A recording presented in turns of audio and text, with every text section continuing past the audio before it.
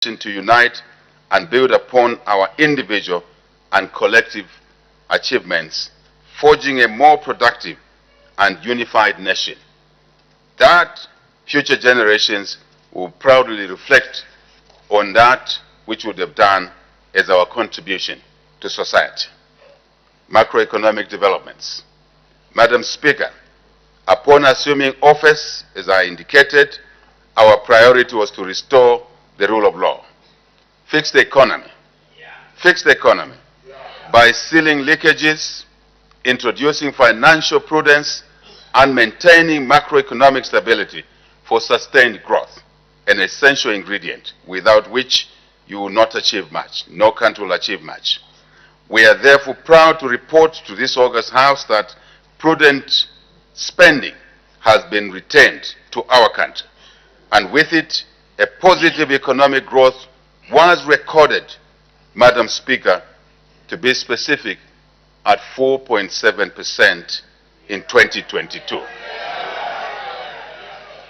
on the move upwards. We have managed to reduce the end-of-year inflation to single digit at 9.9% for 2022. In the same vein, we're working hard to stabilize the exchange rate of the kwacha against major currencies, which itself is anchored on economic reconstruction because it does not exist in isolation. On 13th September 2024, President Hichilema officially opened the 4th session of the 13th National Assembly. The President's address focused on Zambians' resilience in the face of a severe El Nino-induced drought, outlining measures to safeguard food security, restore economic stability, and invest in key sectors like agriculture, mining, energy, and tourism. His address was premised under the theme, Enhancing National Resilience, Sustaining Socio-Economic Gains in the Face of Adverse Effects of Climate Change. This address is being delivered at a time when our country is going through a very, very challenging period. This is in view of the severe drought that we have experienced caused by the El Nino weather conditions.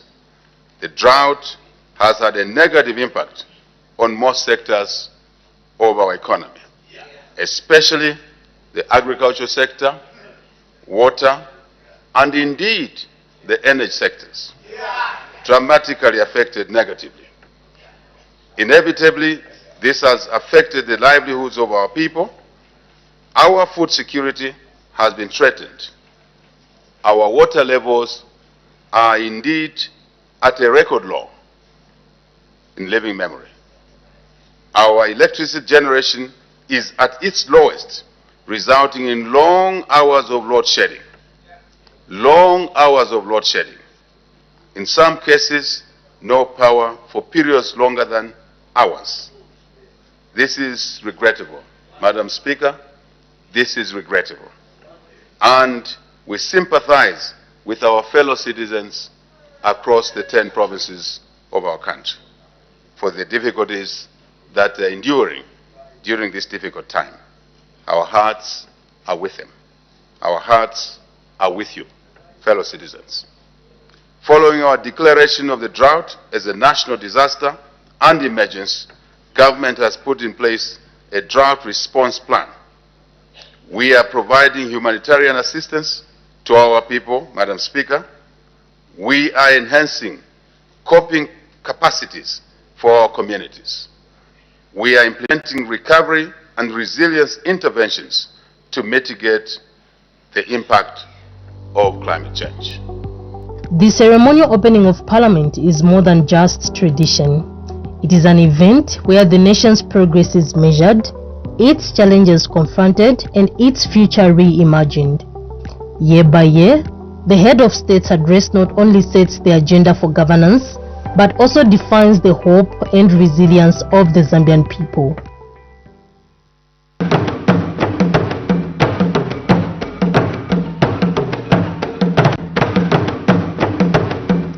Right.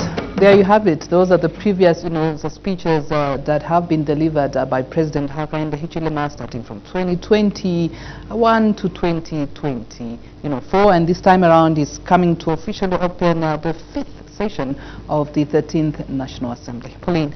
Yes, actually, Claudette, in those speeches, I think what I have picked most is the one for 2024, where he talks about the drought that hit Zambia and the food security program that the government put in. At least it's quite interesting that government actually took further steps to ensure that the people do not starve following that drought that hit Zambia. And then we did have quite good rains, and then we had a bumper harvest. The last season, yeah, we thank God for that. Actually, absolutely. It is, we have food security, I think, this year. Exactly. All right. So he talked about the macroeconomic developments during his speeches. He talks about economic transformation, job creation, just to mention but a few. And so we do expect President Hakainde Hichilema to be at Parliament grounds any time after 10 hours, and our expectations as usual are high from various members of society. They're eager to hear what the president has to say in his speech. And so we did take our cameras to various parts of Lusaka just to get a view of what they expect the president to talk about. Pauline. Yes, so we actually want to hear the views of people as the president comes to open Parliament this morning. Expected to be here at 10 hours, and we'll be able to bring to you live proceedings of the special session of Parliament. This is the last session of the 13th National Assembly. So the president is expected to come here and address the nation through Parliament. So for now, we leave you with the voices of the people out there as they tell us their expectations about today's special speech by the president. Batsinefoninga fire batu afako kanjikira kwa misisi chitombo mjesha bala anga yako ntoka chifwa kama rights then alipata kuna baba shop fidia ne hiyo nitaso baba shop ibomba na rights chwa nafa banja fako pa mulandi wa rights banja fulisha kwa fini pamela itaisha ko twabomba ko filafine nshituwekana fwe mo tusungira abana filafine nokusongera kwa mayanda muri ne business yensumuna. I want Mr. President to do us a favor. I want electricity. Electricity can come within 2 minutes, go again. I don't know what's happening in our country, and I want to do something that can do us a favor, because no lights in our lives. Okay, I'm expecting the president to talk about load shedding because it has affected us a lot. I still remember some time, maybe early last month, he talked about load shedding, where he was asking the management for ZESCO to say, why are you load shedding the compounds? And in compounds, that's where you find a lot of people. Some people, they are doing barber shops, some they are doing like electronics, like myself. As I'm talking now, we don't have power. Power comes 23 hours, 05 it goes. Then what can you do? Somebody who is repairing TVs. So I'm expecting the president, I think, to consider us, people who are in the compounds. And also I'm expecting him to talk about health, because I remember one day last week he was at State House when he was addressing some other dignitaries, why he talked about, say, they have about 85% stock of medicines. But as I'm talking now, behind me is a clinic. You go there, you just ask for mere Panadol. They don't have. They are going to prescribe for you to say, go and buy. But the president is talking to say they have 85%. So let him also talk about that again. I would love to appreciate the president for the free education. My prayer and hope is that even in the next budget, as he brings it tomorrow, he will also continue with the free education session, because it has really helped us. On the other hand, load shedding is what is affecting us. We survive very much on businesses that have to do with electricity. So if you can touch on electricity or talk about electricity and how they can improve on that one, because it has really affected us negatively. My expectation, more especially that I'm a youth and I'm a youth leader, I expect a lot for the president to consider the youth who can't be employed. That's my main expectation about the president as he's opening the parliament. I'm very excited, first of all, to hear about the policy and what the president really has in store for us. To hear. One of the things that I feel it's affecting us as a country is the issue of energy, and my expectation is the president to try to address how the government is planning as a country, because power is affecting a lot of things. We look at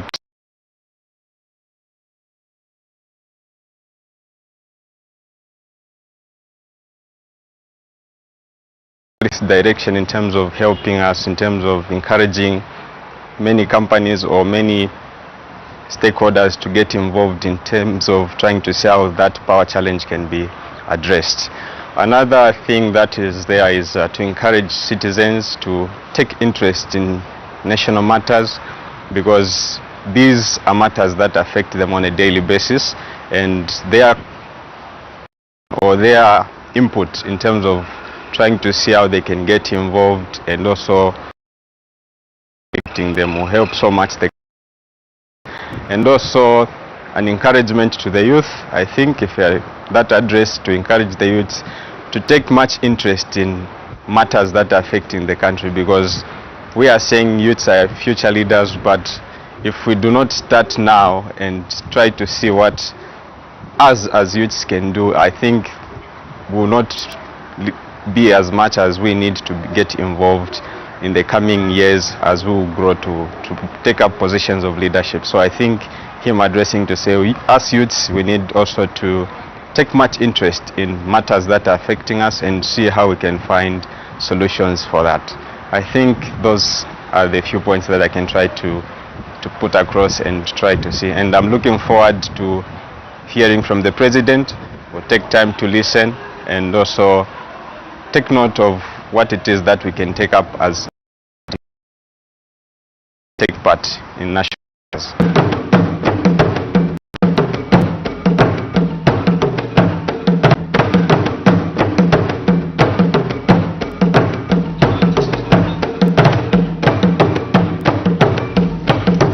Well, those are the people out there who are speaking, telling us about what they're expecting from the president this morning, coming to address the House during the official opening of the 13th National Assembly. He is expected to come to address the nation through the House this morning. And as we see right now on the pictures are different cultural groups as they take their position to perform powerful dancers as they come to welcome the president and the people that are coming to witness and listen to the presidential speech this morning.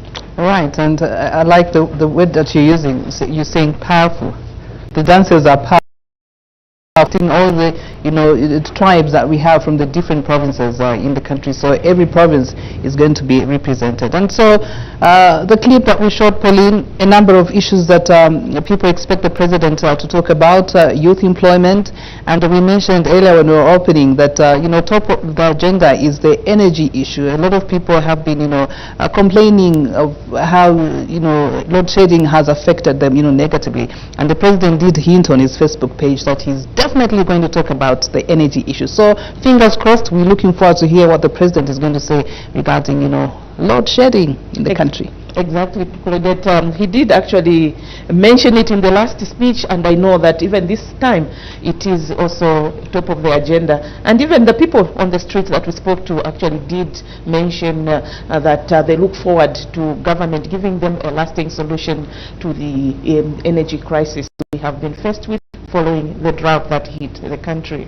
Absolutely. So I would urge you to stay tuned right here on Parliament Television. Remember, we also on Parliament Radio, so if you're not able to watch us from the comfort of your home or wherever you are, you can do that. Listen to this broadcast radio. We also have a different broadcast. We are also on our Facebook and YouTube pages, so you can follow us as we bring this this event live to you. We expect to be here at Parliament after 10, and of course proceedings of will start at 10 hours. So at 10 hours, speaker's procession to enter the chamber, and that will signify the start of business for today. And for today we do expect President Hakainde Hichilema to address the nation, and as the official opens the 5th session of the 13th National Assembly. Pauline, we did have a chat with one of our staffer from the Journals Department. I remember you kept on saying this is the 5th session of the 13th National Assembly. In 2021 we had the first session of the first session of the 13th National Assembly, and the following year, that was 2022, we had the second session of the 13th National Assembly, and 2023 we have of the 13th National Assembly. 2024 we had the 4th session of the 13th National Assembly, and now is the 5th session of the 13th National Assembly. So this is the 13th National Assembly, signifying that this is the 13th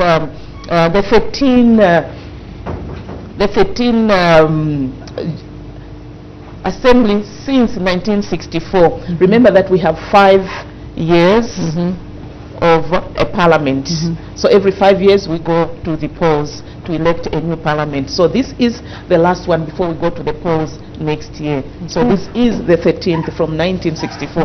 However, Mr. Savi, I think will do justice. Exactly. Is going to explain more on this Parliament. Absolutely. So Person Dovi did have a chat with Mr. Jimmy Savi. He's actually the Director, Rules and Procedural Matters, Journals and Table Office here at the National Assembly of Zambia. He gets to talk about the significance of the ceremonial opening of Parliament. So stay tuned.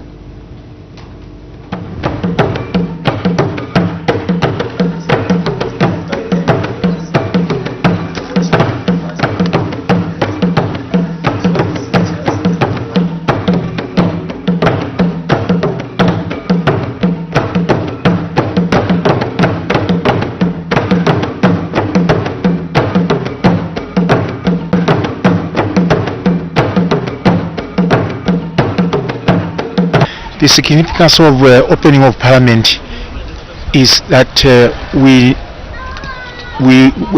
tend to know what exactly to expect. What are we going to go to see next year in terms of government deliveries? For me in particular, I'm looking forward to adjustments and the good things that will be said about CDF, because my community is a beneficiary, and I expect a lot from the President to tell more CDF, how it has performed, and it will come in the 2026. The official opening Parliament sets the tone, and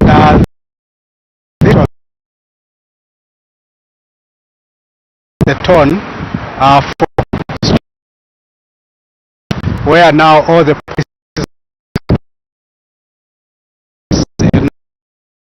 what has been put in order to, this is our first step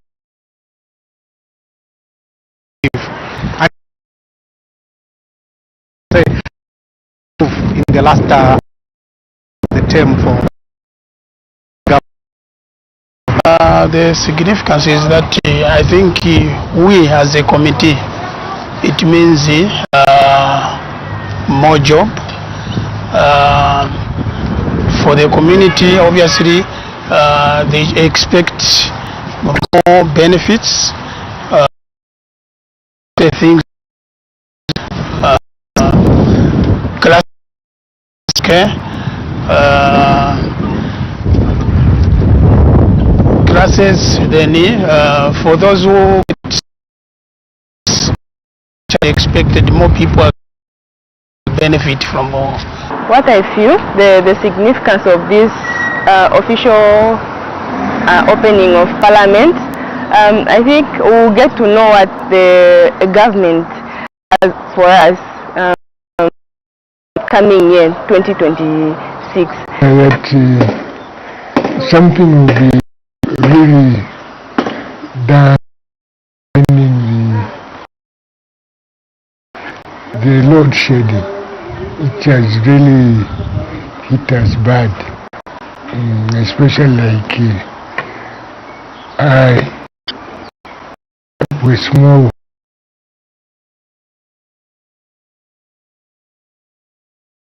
and really rehearse that.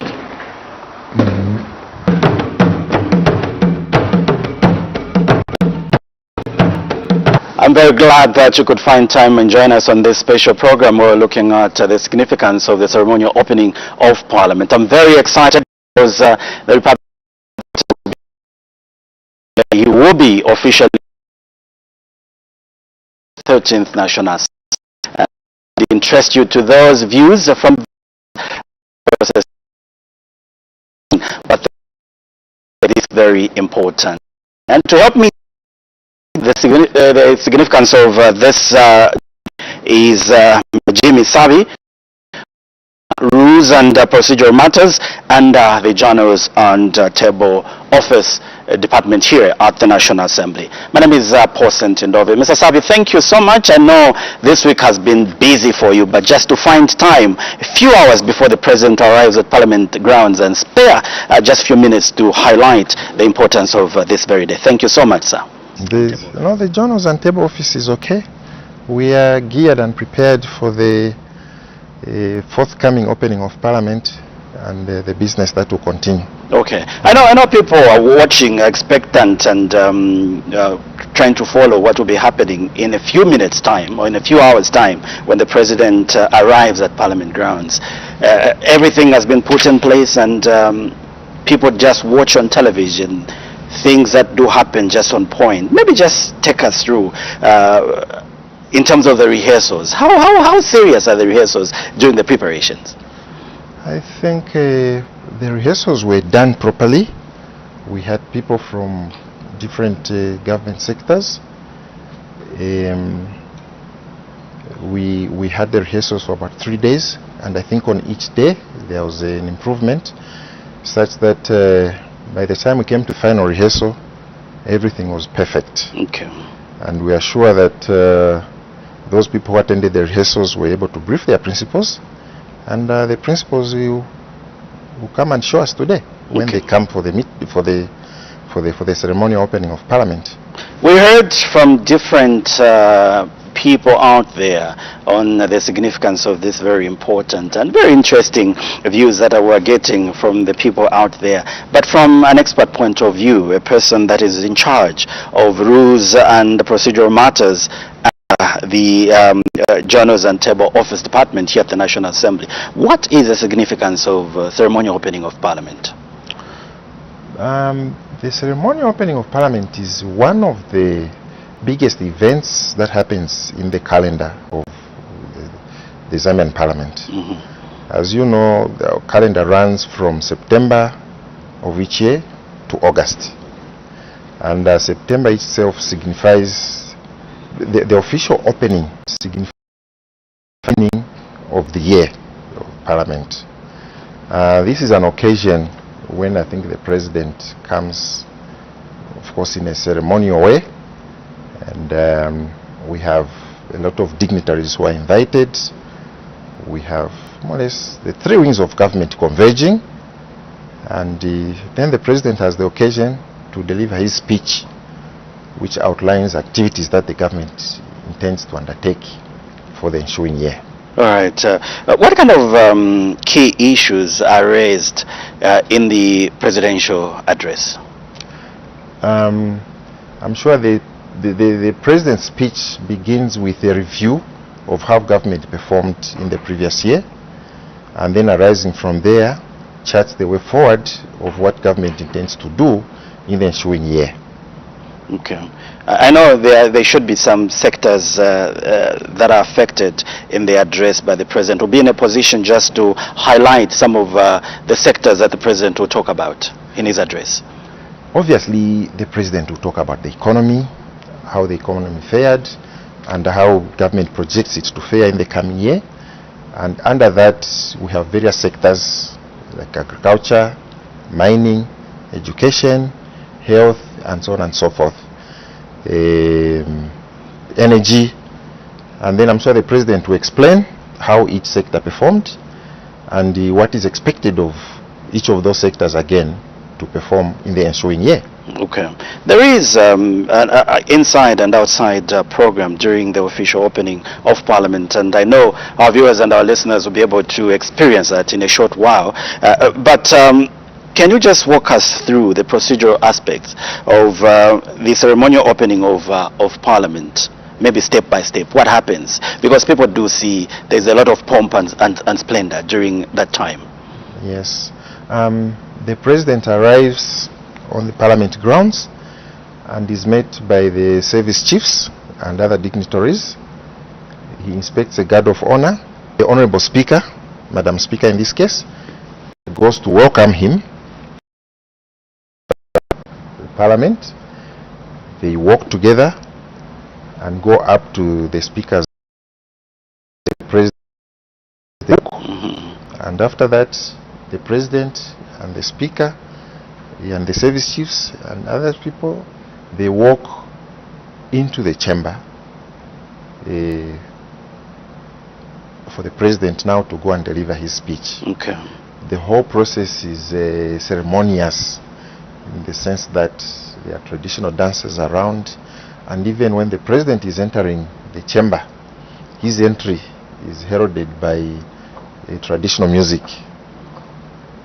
And after he has finished delivering the speech, again as he's exiting, the exit is accompanied by the traditional music. Okay. And when he leaves the chamber, the ceremony continues outside, even if at that point the Madam Speaker returns to the chamber to continue with the business of the House. Okay. We do witness, and I know we'll be able to see that in a short while, and people tend to get scared, the issue to do with the 21-gun salute, which is followed by a flight past. Maybe would you just shed more light the significance of the flight past and the 21-gun salute that is accorded to the Republican president?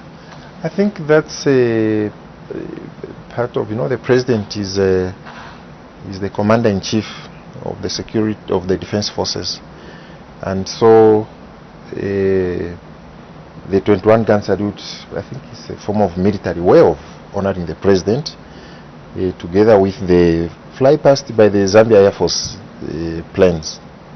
Okay. All right. And maybe people would want to learn more. After the president has delivered the address, he leaves Parliament. What happens to the members of Parliament? I know for sure that the members of Parliament are accorded an opportunity to debate the presidential address. And what is the significance of debating that speech by members of Parliament? It's a requirement of the House that when the president is delivering the speech, members of Parliament pay attention. And after the president has delivered his speech, when he leaves, the House sits briefly and then adjourns. The reason of adjourning is to enable members of Parliament to study the speech in detail, so that when they come back, they can come and debate the contents of that speech. Okay. The debate is done through a motion, which is called a motion of thanks to the president's speech. Okay. And in that motion of thanks, members are free to debate for or against what the president said. In so doing, they also suggest some things which the president may not have touched on. Okay. Now, Mr. Savi, what are the implications of the president's policy statement during the opening ceremony of the work of Parliament? Maybe particularly we may look at the lawmaking process.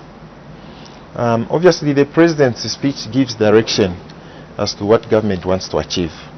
And in that process, that direction may give rise to certain pieces of legislation being passed, some laws being amended, some laws.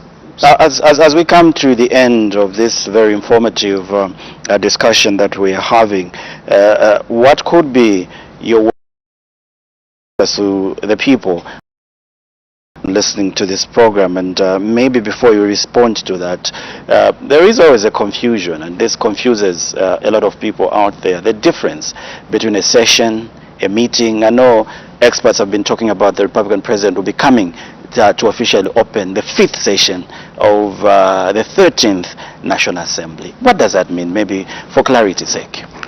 Let's start with the 13th National Assembly. 13th National Assembly simply means from the time that Zambia got its independence in 1964, the elections which were held then culminated into the establishment of the First National Assembly. After that, the next elections produced the Second National Assembly. And in this case, the last elections we had in Zambia in 2021, what we call the 13th National Assembly. When it comes to a session in the parliament language, is simply a year. So the first year of elections of 2021, the first meeting of the 13th National Assembly. Then the second year follows, which followed, could be referred to as the second session of the 13th National Assembly. And so on and so forth. Now we are going into the 5th session of the 13th National Assembly. Okay. You may wish to note, President, that a session or a year, or in a session or in a year, Parliament meets 3 times. The first meeting is this one, which will commence today. Then we have the second meeting, which comes up in February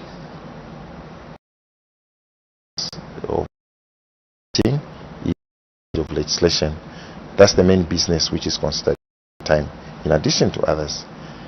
Then we have the third meeting, which comes in June, sometimes goes up.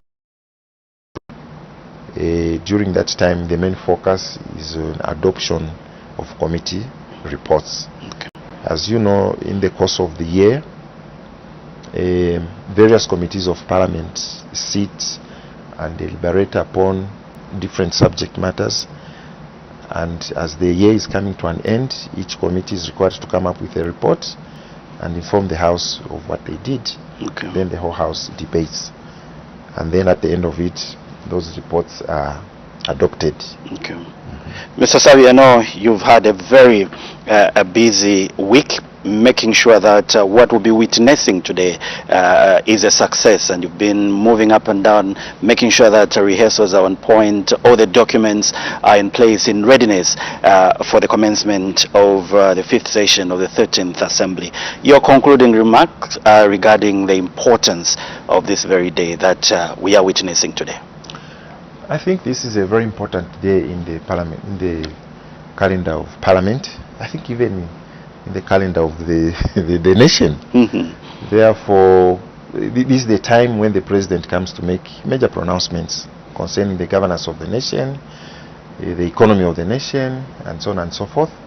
And I would urge the public out there to stay tuned to the various platforms where the address will be carried live on TV, on radio, I should think even on Facebook, on Twitter, and all other platforms, so that they can get first-hand information for themselves of what the president is going to say. Mr. Sabi, thank you so much, and I know this is one of the busiest day, like you've highlightly put it, that it's one of the important day on the parliamentary calendar. Wishing you all the best as you witness this spectacular event today. You're welcome, President, and I'm happy that you invited me for this interview. There you have it. That's today's presentation of this special program where we're looking at the significance of the ceremonial opening of Parliament. We know that any time from now, around 10 hours, the Republican President will be at Parliament grounds in that ceremonial arrival here at Parliament, and the expectations are very high, we know that, and today we just wanted to look at the significance of this very, very important day. My name is Paulson Tindovi.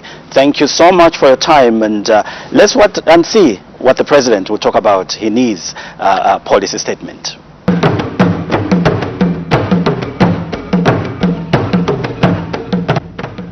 All right, there you have it. I'm sure you now have a clear understanding of, the significance of this particular event that we'll be witnessing today, the ceremonial opening of Parliament. This is actually the 5th, ceremonial opening of the 13th National Assembly. Pauline. Yes, Mr. Sabi has actually explained the significance of that. And we go to the chamber, Claudette, and look at what is happening on the floor of the House this morning. Of course, we expect all members of Parliament to take their seats just before the President comes in at 10 hours to address the House. So all members of Parliament are expected to be seated, and all invited guests, as well as the performances that are happening outside, will also be taking place, and we'll be able to give you the pictures and tell you what is actually taking place right there. All right, so those are live pictures coming your way on your screen. That's what is exactly happening in the chamber right now. Various, dignitaries have started arriving. Others are already seated in the chamber. We do expect members of the diplomatic or political, party, members from different political party, leaders. Members of the diplomatic corps and other invited guests will be here just to witness this big event that's going to happen. So outside there's a march past awaiting for the presidential arrival any time from now, and we're here to bring all those events to your screen or comforts of wherever you're watching us from.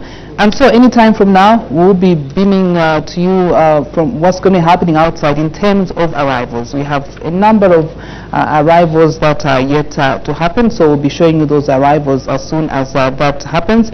But we're moving on. We have been talking to various stakeholders regarding this very important day. And there you have it. That's happening live outside, Parliament buildings. We have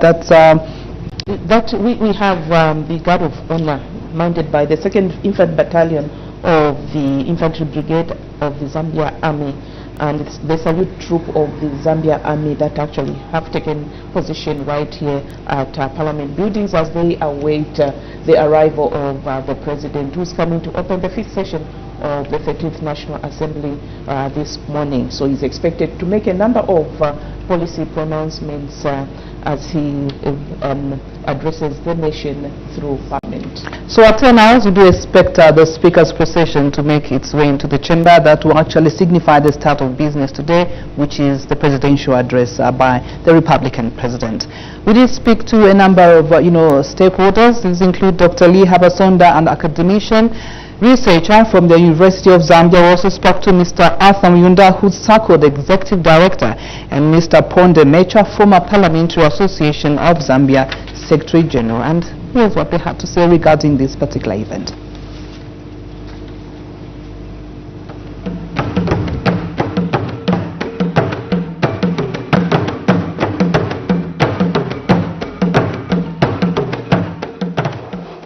Well, thank you so much for joining us on Parliament Television. The expectations are quite high from various stakeholders. We all know that this coming Friday, the 12th of September 2025, the Republican President, Mr. Hakainde Hichilema, officially opened the 5th session of the 13th National Assembly. My name is Posent Ndovi. I did catch up with various stakeholders, and the first one was Dr. Lee Habasonda, who is an academician and a researcher from the University of Zambia. He shared with me the significance of the official opening of Parliament. Very significant in the sense that when the President appears in Parliament, there are two things I think that signify the importance of this ceremony. One, it is symbolic. Symbolic, implying that it underscores the doctrine of separation of powers by the executive, the judicature, and the legislature. It reminds people that Zambia has adopted the doctrine of separation of powers, and the president doesn't just go there. He has to go there to account before the people of Zambia through their representatives.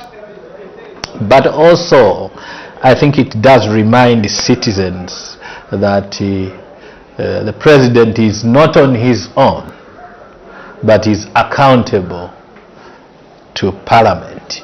It reminds us of the fact that there should be checks and balances, and that we must support our members of Parliament to carry out the duty of checks and balances. So that is the symbolism that comes with the President opening Parliament. As you know, it becomes Parliament when the President goes there. Ordinarily, it is the legislature or the National Assembly.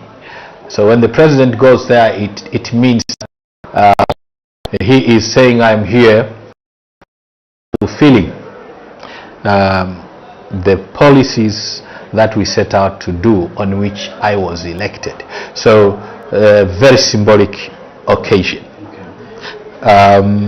Secondly, I think it is also substantive. I said it's significant in two ways. One, symbolic. Two, substantive. Substantive meaning that enable what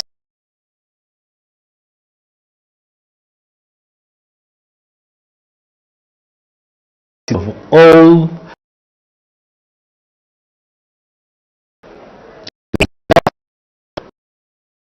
it is an occasion as Zambian citizen that it is addressing their challenges. For example, in our case, the challenge of energy, the challenges of food security, the challenges of economic issues. For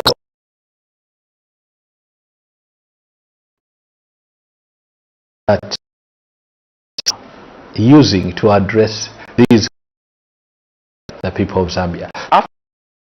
Members of Parliament are accorded an opportunity to debate the presidential address, and Dr. Lee Habasonda has an advice on how these members of Parliament should debate. I think they should debate with the decorum that is required to debate in an objective and representative manner. That is very important. Members of Parliament must always remember they are not speaking for themselves. They are speaking for the people. And they should always relate the presidential speech to whether it has touched the people that they represent. If a speech does not align itself to the people you represent, what are you doing there? What should the MP be doing there? So I think that they should debate, but they should always try and bring in their context into the national address, so that these speeches are not just merely academic like here. They must be speeches that translate into action, that will solve the problems of our people.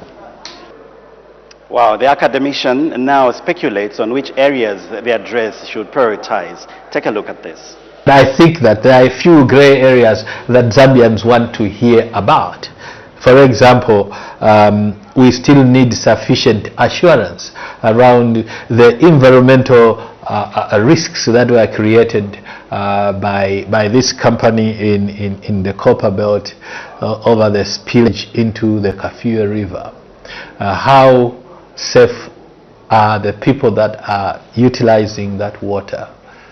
How safe are the farmers who have been farming there? Are they still going to plant a crop and get some yields? Secondly, I also think the president must look at the area of agriculture. Yes, we are boasting about the bumper harvest, but we also want assurance that in the face of the bumper harvest, they would like to export some of the maize, but citizens are wary about that, and they want to feel sure that there will be food security. So I expect that to come from the president rather than the people below that have been speaking to that subject about export of maize to the neighboring countries. It's a big matter because maize is not for Zambia food. And so the president, being in charge of politics, must address this situation. It's very important that he re-emphasizes the need.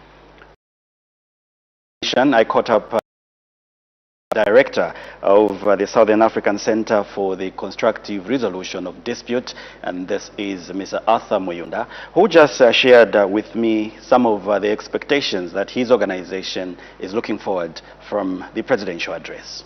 On the official opening by the president, what we expect as SACOD, we expect the president to give us commitment to democratic governance. We expect him to highlight what the government has put in place to try and improve the discourse that is governance. Number two, we prioritize that the country, that the government is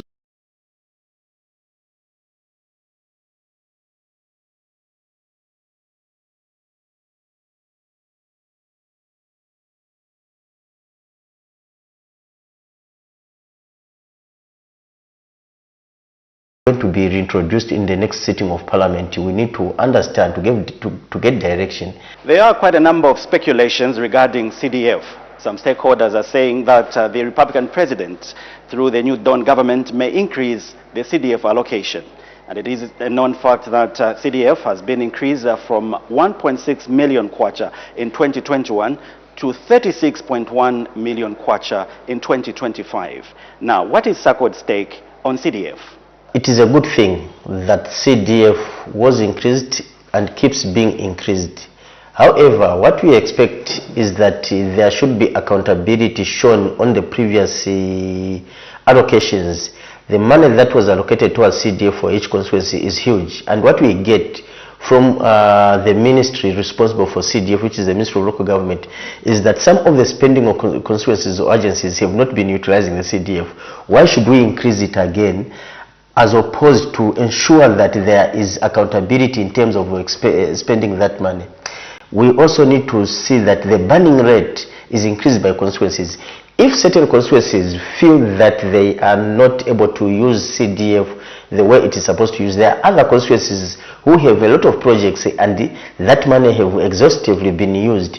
What we expect when it comes to CDF is to introduce regulation around CDF which will be more of equitable access to CDF as opposed to equal access to CDF, because we have bigger constituencies and smaller constituencies. We have constituencies which have a lot of needs as opposed to other constituencies. So maybe we expect to see some pronouncements that the government is coming up with a formula which will distribute CDF in an equitable manner.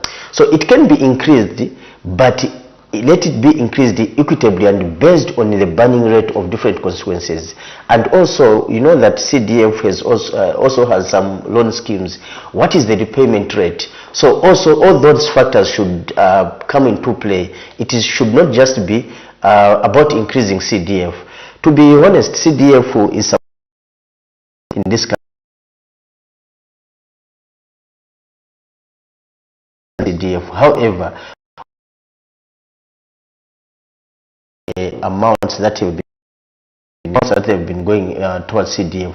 What we have seen is dotted development based on the commitment of specific constituencies in terms of utilizing CDF.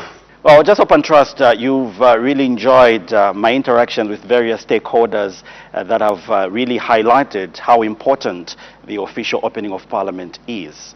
And my last guest on today's program is former Chifunabuli Member of Parliament, Mr. Pondemecha, who is the current Secretary General of the former Parliamentarians Association of Zambia. He now teaches members of Parliament on how they should debate. As the President outlines the legislative agenda, those things must be interrogated by the members of Parliament. They should not bring in things that do not add value to the governance of this nation. What we are interested in is improving the governance system. Yeah. Without that, we will not develop this country.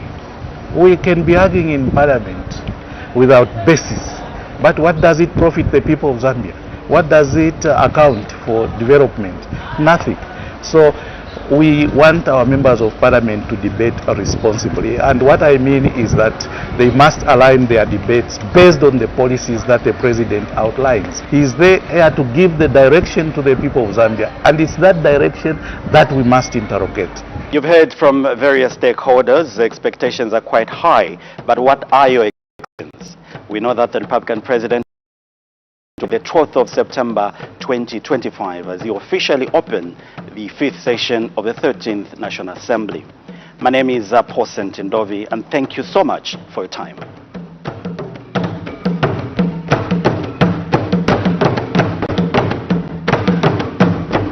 No, but we can't say that. This is teamwork.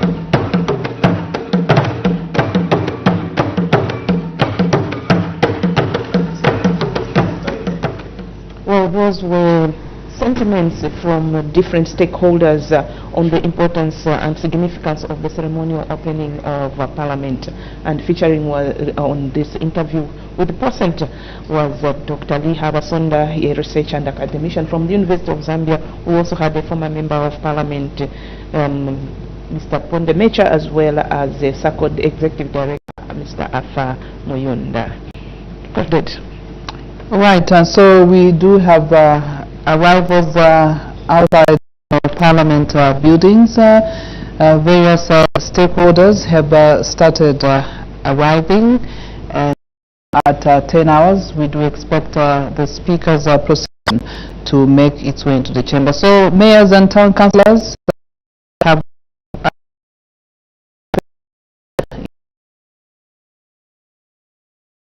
this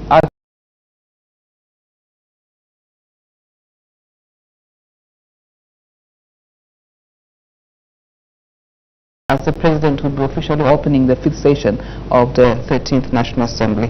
We did also have a chat with the Zambia Institute of Policy Analysis Research, ZIPA, that's the interim Executive Director, Mr. Bryson Chikura. He also had a say regarding today's occasion. Let's take a look.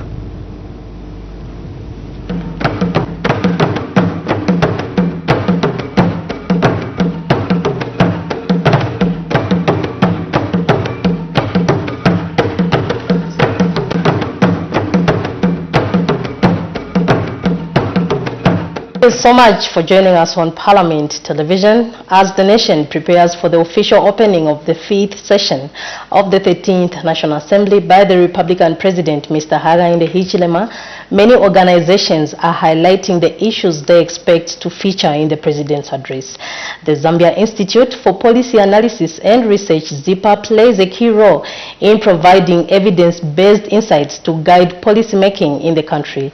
To share their perspectives, I'm joined by Mr. Zali Bryson Chikuba, the Interim Executive Director at Zambia Institute for Policy Analysis and Research, ZIPA. Mr. Chikuba, welcome to this interview. Thank you very much, and hello viewers. To begin with, as ZIPA, what are your expectations in the areas you believe should stand out and expectations? And I think starting with the macroeconomic policy management, we have noticed stability in our macroeconomic policies as a nation. This is evident from the movements that we have seen in inflation. We have seen movements in the exchange rate, and we have seen also on the other side of the framework, we have seen a thorough implementation of the extended credit facility, and now it is being extended further to entrench the macroeconomic stability and also fiscal prudence, which is a very critical development in our economy, especially when we expect that there's but what we are seeing is commitment to fiscal prudence with the extension of the extended credit facility. This is commendable.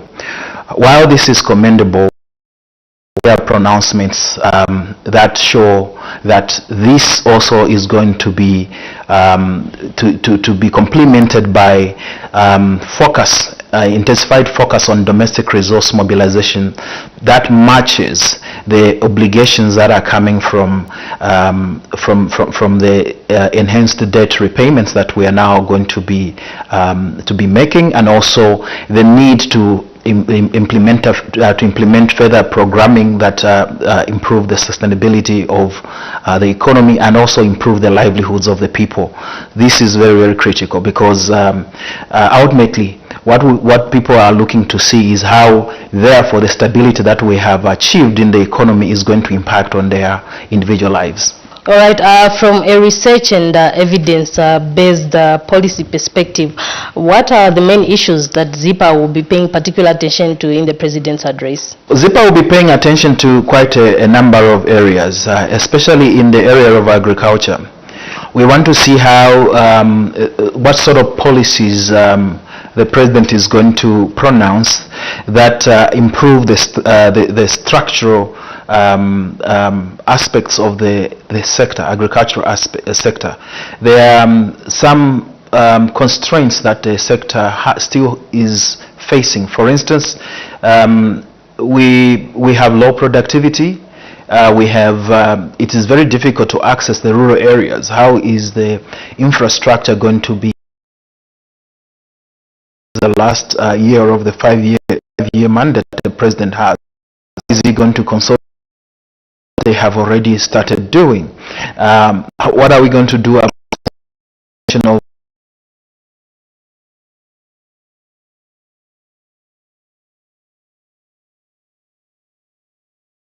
informed decisions? These are critical, I think, policies that we're expecting to hear being pronounced because they improve the productivity of the agricultural sector. We also want to hear pronouncements about how we are going to transition from just being dependent on what sort of investments the water that we receive from the rains and utilizing that water for agriculture, so that we are not dependent on 4 months of rain for our agricultural productivity in this country. There are also expectations, what we want to hear, we want to see addressed, like we have special economic zones in the area of crop farming in this country. And now there has been talks about creating compartments for also livestock. What progress has been made for creating the compartments for livestock production with the intention of exporting beef? This is critical if we are to make agriculture more productive.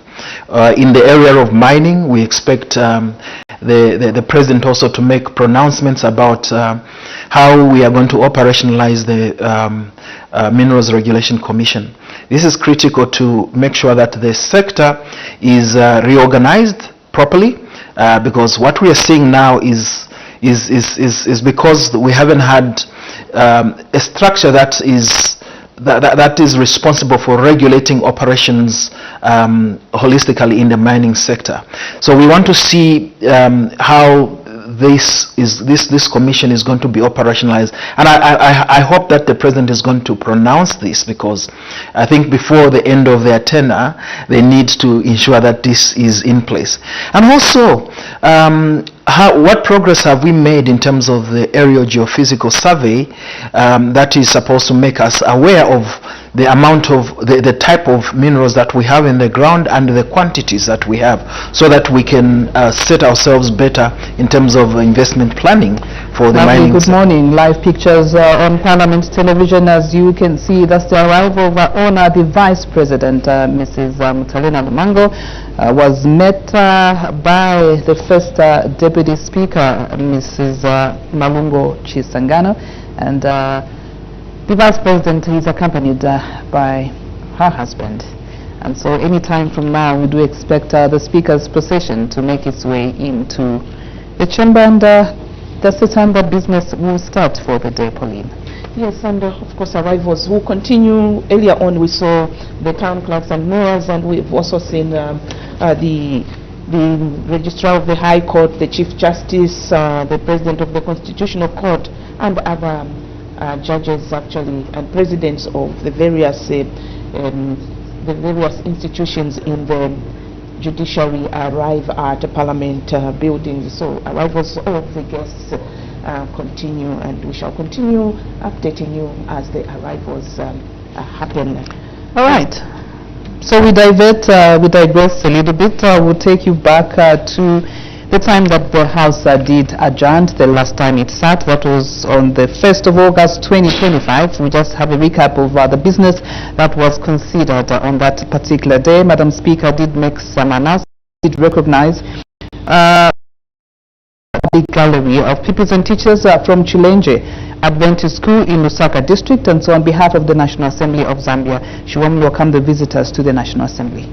And then the House did consider questions for oral answer number 397 and 398, understanding order 82, and the House also considered grouped questions for oral answer number 399 and 403, understanding order 83. So notice was taken at 11 hours that a quorum was not formed, and so Mr. Second Deputy Speaker ordered the bells to be rung, and the House counted, and a quorum having been formed, business resumed. Two reports were, presented on the floor of the House. The first one did come from Ms. Sefulo of Mandi.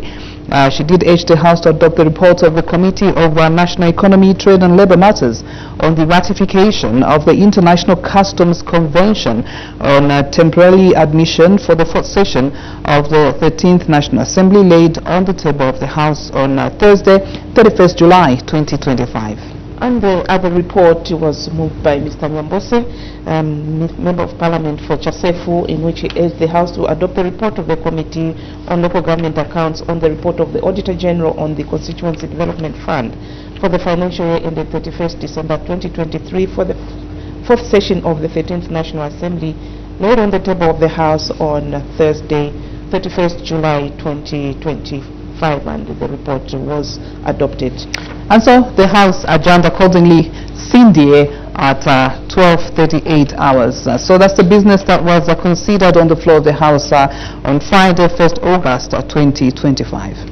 And today, Friday, 12th September 2025, we expect the President to open the fifth session of the 13th National Assembly anytime after 10 hours. And on the order paper for today, we have the national anthem, and that will be followed by a prayer. And of course, there is the swearing in of a new member of parliament. You may be aware that there was a by-election in Mfue, a constituency, and a new member of parliament was elected. And this is Mr. Mufulo Malama, is expected to be sworn in as a member of parliament for that seat. All right, and after that swearing ceremony, we do expect President of the Republic of Mr. Hakainde Hichilema to address the nation, and this is happening during the 5th session of the 13th National Assembly. After the address, we do expect some reactions from invited guests and members of parliament to them and hear what they'll have to say about the presidential address. So this time around, to make its way into the chamber, and we just need did play an and is suspended to await for the arrival of the Republican president into the chamber. All right, and so live pictures on your screen. That's what's happening in the chamber. The chamber, I must say, is quite full. We have a number of invited guests that have come through to witness this historic event. And we also, that's the public gallery, the speaker's gallery is almost filled to capacity. And I'm sure by the time the members of parliament interacting, others haven't seen each other since August when the house adjourned Cindy, Pauline. Exactly, you can see the way they are mingling. You can see they have each other. And as you mentioned earlier on, they are all getting pictures with each other. And of course, not to forget to say that this is the final year of the 13th National Assembly. So it will be actually a very significant year for some of them who may not be able to come back to Parliament after the election. So these indeed, you said, memorable pictures, and they will speak a lot in the future. Absolutely. So a number of guests have already arrived. Earlier we did see her Honourable President, Mrs. Mutalena Lumango, making her way into the chamber and of course the parliament buildings, and she was met by the first deputy speaker, Mrs. Malongo Chisangano. So there you have it. That's the vice president having a chat with some members of parliament. We do expect the president to be here at 10 hours. He's going to be accompanied by the first lady, that's Mrs. Mutinta Hichilema, and Mrs. Mutinta Hichilema will be received by service chiefs right here at the parliament grounds. All this will be happening, and we'll be able to show you events as they unfold right here at parliament buildings. Yes, so as the president arrives, Claudette, he'll be met by the Right Honourable Madam Speaker, and also the President at Arms will be there to lead the President and the Speaker's procession on the footsteps of Parliament as they make their way to the chamber. All right, so all this is coming live Parliament Television. Just to mention that we are also live on Parliament Radio. You can also catch us on DSTV, that's channel Go TV. We also live on our Facebook and YouTube pages. Remember, after the address, we'll be getting reactions from various stakeholders that have been invited here, not forgetting our very own members of parliament. And of course, Pauline, at some point we'll have a recap or a relook at the president's address that he had last year during the 4th session of the 13th National Assembly. The president did talk about a number of issues, and last year's speech was actually premised under the theme enhancing national resilience, sustaining socio-economic gains in the face of adverse effects of climate change. And that's where his speech was premised on. So we'll go through that speech at some point as we await for the president actually to make his way into the chamber to address the nation at large.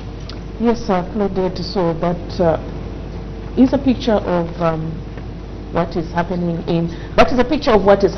in the chamber right now. Members of parliament, of course, mingling, and the invited guests have already taken their seat. And the program is expected to start at 10 hours. As The mayors and town clerks have already taken their seat in the public galleries, and the judiciary has also taken their seat in the galleries. So the speaker's procession would enter the chamber at 10 hours, and then there will be the national anthem, and then that will be followed by a prayer, and business will be suspended until the arrival of the president in the house. Then the right honourable Madam Speaker will leave the chamber to go and with the Sergeant at Arms to go and meet the president, whilst members of parliament and the guests will be expected to remain in their seats. So that will be the program expected this morning at 10 hours. Absolutely. So when the president gets to Parliament grounds, he's going to proceed to the saluting dais, where he's going to be accorded the presidential salute, and the president will be accorded the presidential salute. Then the presidential standard will be broken, and the 21-gun salute will be fired by the salute troop of the Zambia Army Artillery at the same time, and there's going to be a fly past by the Zambia Air Force. We hope we can show all that. And the president is accompanied by his aide-de-camp, and thereafter is going to inspect the guard of honor mounted by the 2nd Infantry Battalion of the Zambia Army. And so there you have it, the Sergeant at Arms of the National Assembly of Zambia leading the Speaker of the National Assembly, the Right Honorable Nelly Muti State Council, into the chamber. And this actually does signify the start of business today, Friday. Honorable members of Parliament, Madam Speaker.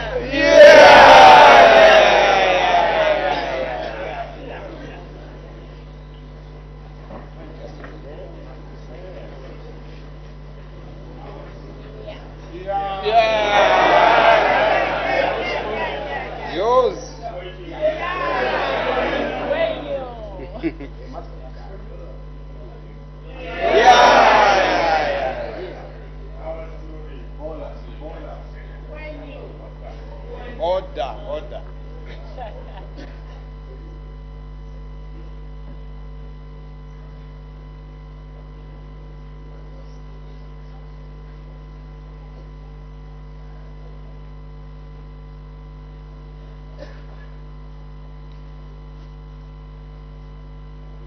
Tendency of Zambia, proud and free, land of wealth and joy in unity, victors in the struggle for our right.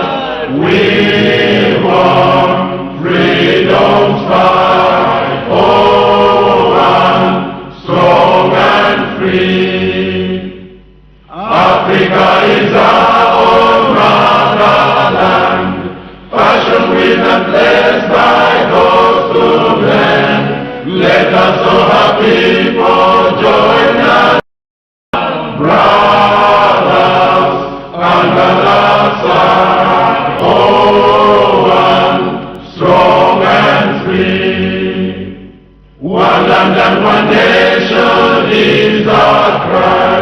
Dignity and peace in Zambia's sky, like a noble eagle in its flight. Zambia, praise to thee, oh, one, strong and free. Praise be to God, praise be, bless our great Zambia, remain we stand under the flag of our land. Zambia, praise to thee, oh, one, strong and free.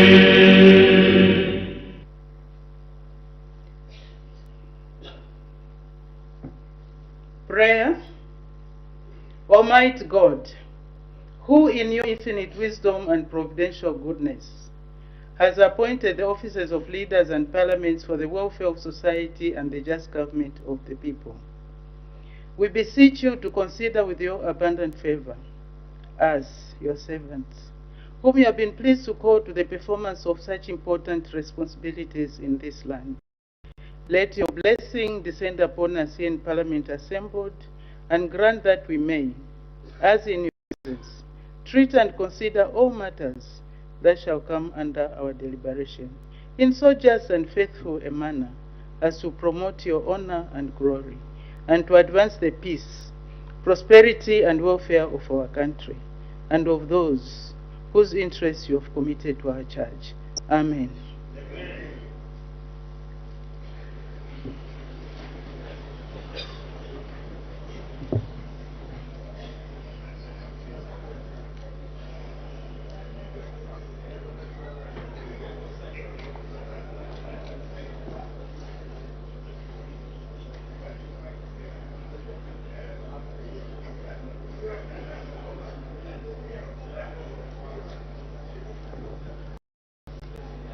All honorable members, honorable to take Ms. Nelo.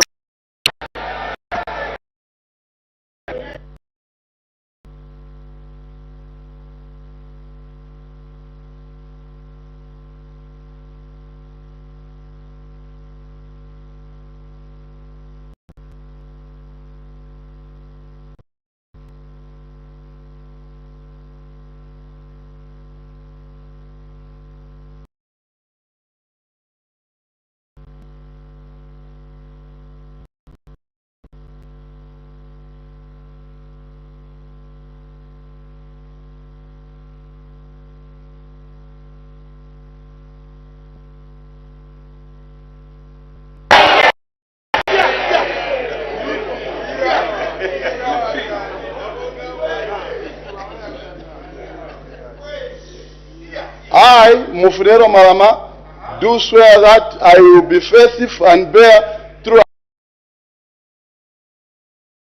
and protect and by law established. So help me God.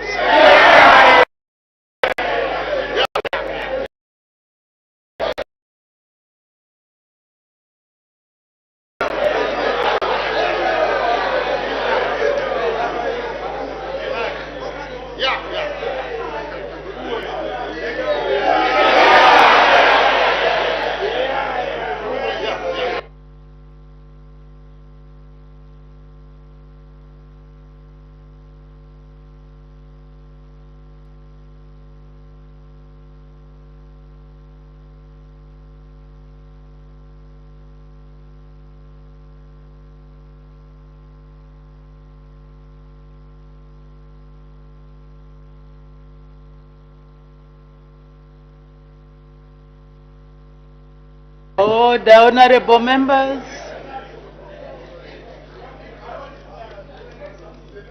Order. Let's get back to business.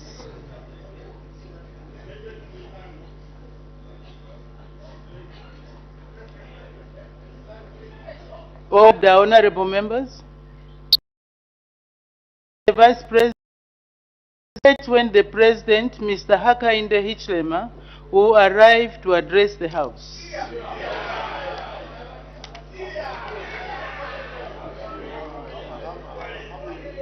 Madam Speaker, I wish to inform this august House that the President, Mr. Hakainde Hichilema, will arrive at 10:30 hours to address the House. Thank you, Madam.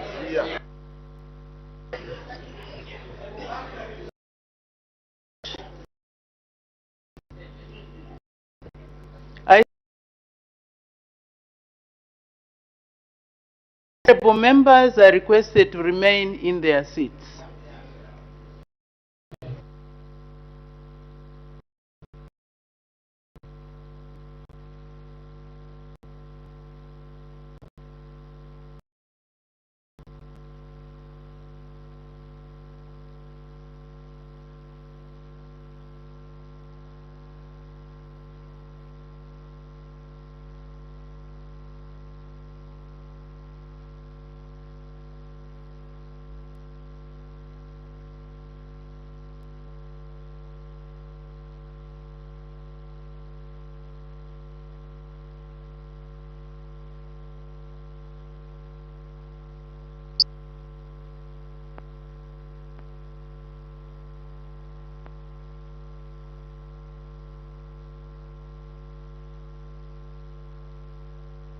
And so we await for that moment to happen, Pauline. Of course, we did witness the taking of oath of a new member of parliament, Pauline.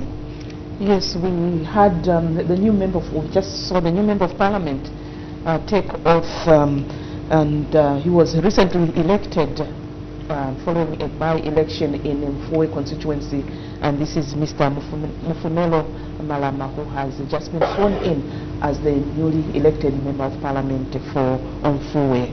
And in the meantime, the Honorable Madam Speaker has just walked out of the chamber to go and meet the President as he arrives to open the 5th session of the 13th National Assembly. And in the meantime, honorable members of parliament and all the invited guests have been advised to remain in their seats. All right, and so those are the outside pictures, and we'll beam everything live as they unfold here at Parliament buildings. The President is expected to be met by the footsteps of Parliament buildings by Speaker of the National Assembly, the Right Honourable and do expect to go to the Speaker's chambers as per tradition. When he comes to Parliament, he goes to the Speaker's chamber, signs in the visitor's book, and then he's going to walk down together with the Speaker to the chamber. And then the address that everybody has been eagerly waiting for is going to happen. Claudette, it seems the President is about to arrive. We can see the motorcade using the presidential gate. Those are the pictures of the presidential motorcade, signifying that he is arriving inside the Parliament buildings anytime from now. So all that you're seeing on your screen was actually rehearsed. The rehearsals actually did start on a Monday. They went all the way up to Wednesday. So whatever you're seeing has been properly, rehearsed, done. And today it's actually, it's taking shape. Exactly. Very well coordinated. Absolutely. It looks simple when they are rehearsing, but it is so much work actually. You can see the way everything is coordinated, everything is in place. Actually, when they are rehearsing, you'd think it's the actual, event, taking place. But it's just a rehearsal. So it was intensive rehearsal of 3 days, Monday, Tuesday, Wednesday, and finally today, here we are. The horses, of course, they add color to the motorcade. And of course, talking about color, you see our beautiful flag. Flags, there are quite a number of them. Green, the beautiful colors that we have on our, our national flag. We're also adding color. Not forgetting, they've actually dressed the horses with the Zambian flag. Exactly. That is beautiful. And so talking about color, the traditional dancers are also dressed in colorful attires. I'm sure you'll be able to see them in a short while ago. There you can see the President with the presidential flag on his car, arriving right here at Parliament buildings, accompanied by those colorful horses. We must mention that the President is accompanied by the First Lady, that's Mrs. Mutinta Hichilema. And any time from now, we'll see the President actually disembark from the vehicle. So also to mention that in the President's procession, there's the First Lady, of course, as you mentioned earlier. I should be accompanied by her Social Secretary, Miss B. Monga, and we also have the President coming to address the House, accompanied by his aide-de-camp, Mr. Shapa. We also have the service chiefs. We have the commander of the Zambia Air Force, Lieutenant General OMA Nyoni. We also have Lieutenant General GC Ziere, commander of the Zambia Army, and Mr. G. Musamba, Inspector General of Zambia Police. We also have Lieutenant General M. Solochi, commander of the Zambia National Service, and also Mr. FSS Chirukudu, Commissioner General of the Zambia Correctional Service. There we are. As you can see, the motorcade has just stopped, waiting for the President to come out of the vehicle anytime from now, accompanied by the First Lady, Mutinda Hichilema. And so there they are. That's the Republican President greeting the service chiefs, and is accompanied by Mrs. Mutinda, Hichilema. They have now touched Parliament buildings in readiness for the presidential address that's going to be happening at 10:30, as indicated by Her Honor the Vice President.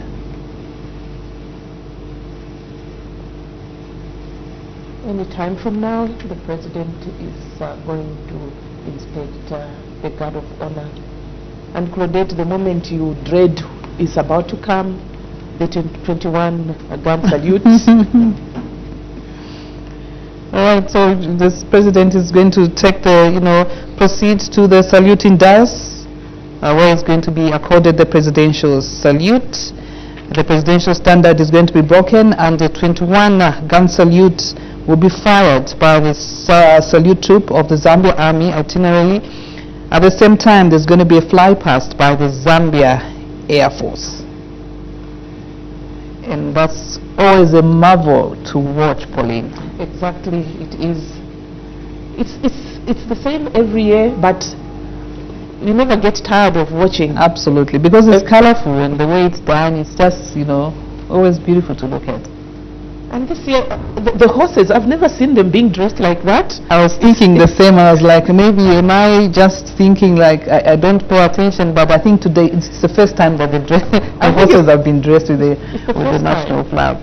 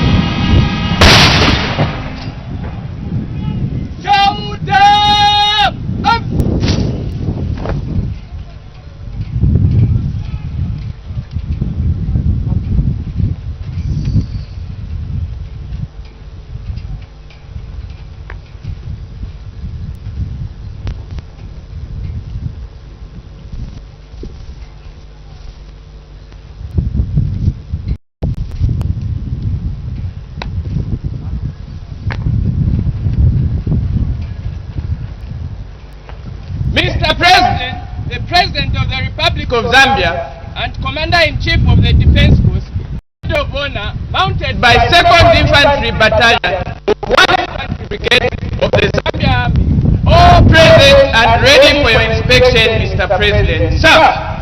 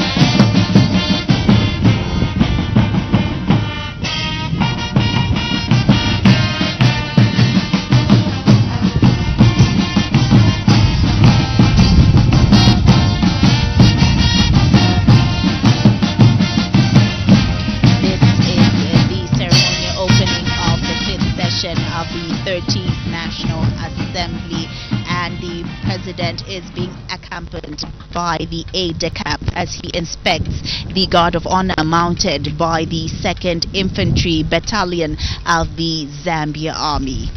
Mr. President, when President is over, permission to carry on, Mr. President. Sir! Sir!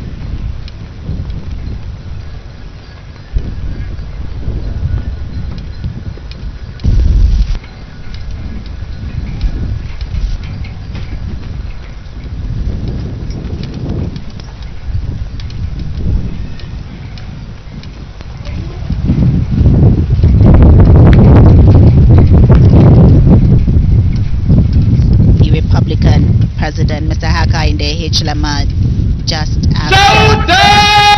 inspecting the guard of honor.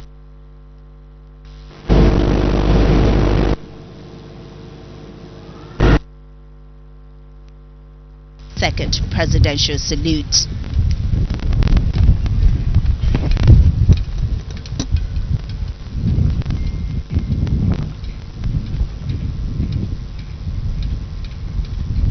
Mr. President, the President of the Republic of Zambia and Commander-in-Chief of the Defense Force, permission for the Guard of Honor to march past in column of route and fly past Mr. President. Sir. Sir.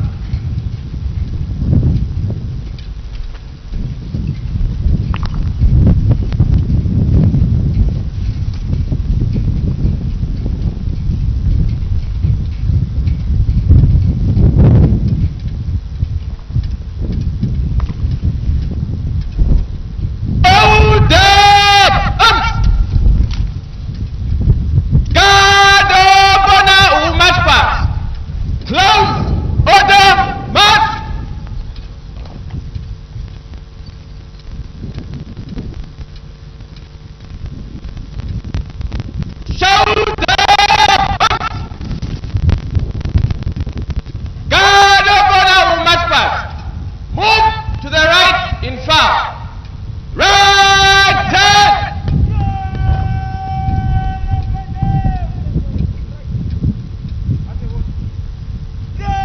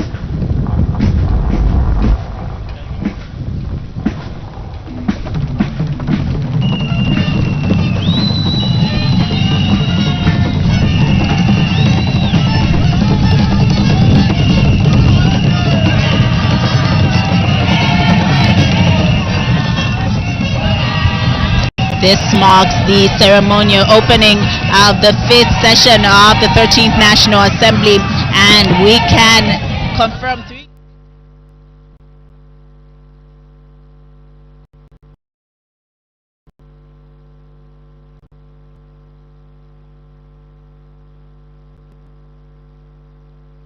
First Lady Mrs. Mutita, and the Speaker's procession is led by the Sergeant at Arms headed towards the chamber, the Speaker's chambers actually, where the President is expected to sign the parliamentary visitors book before he goes into the House to address the nation through Parliament.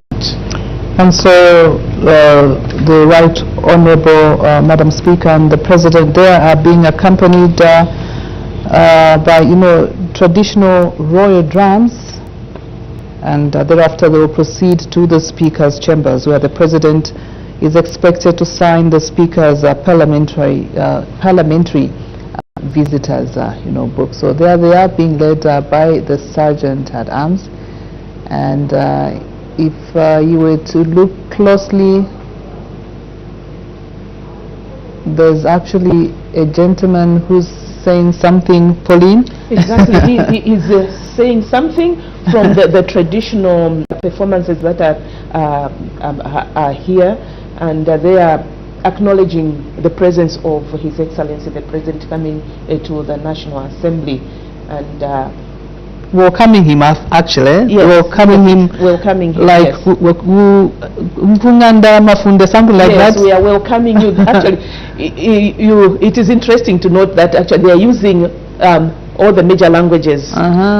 Like what you had mentioned earlier, that all provinces are actually represented. So those pronouncements are in all the major languages, welcoming the President to the National Assembly in all the major languages of Zambia. Interesting. And so there you have it, the President, the Speaker of the National Assembly being led by the Sergeant at Arms, and they will soon be making their way to this Speaker's chambers. Thereafter, we do expect the President to address the nation. Much anticipated address that almost everybody is looking forward to. So this is all happening here at Parliament buildings. Beautiful aesthetic scenario there, Pauline. Exactly. All the performances have been done to acknowledge the President, and the President has also acknowledged the traditional performances that have taken place here. And just there at the entrance, there's also one royal salute that is done by the Zambia dance troupe to acknowledge his arrival at Parliament buildings.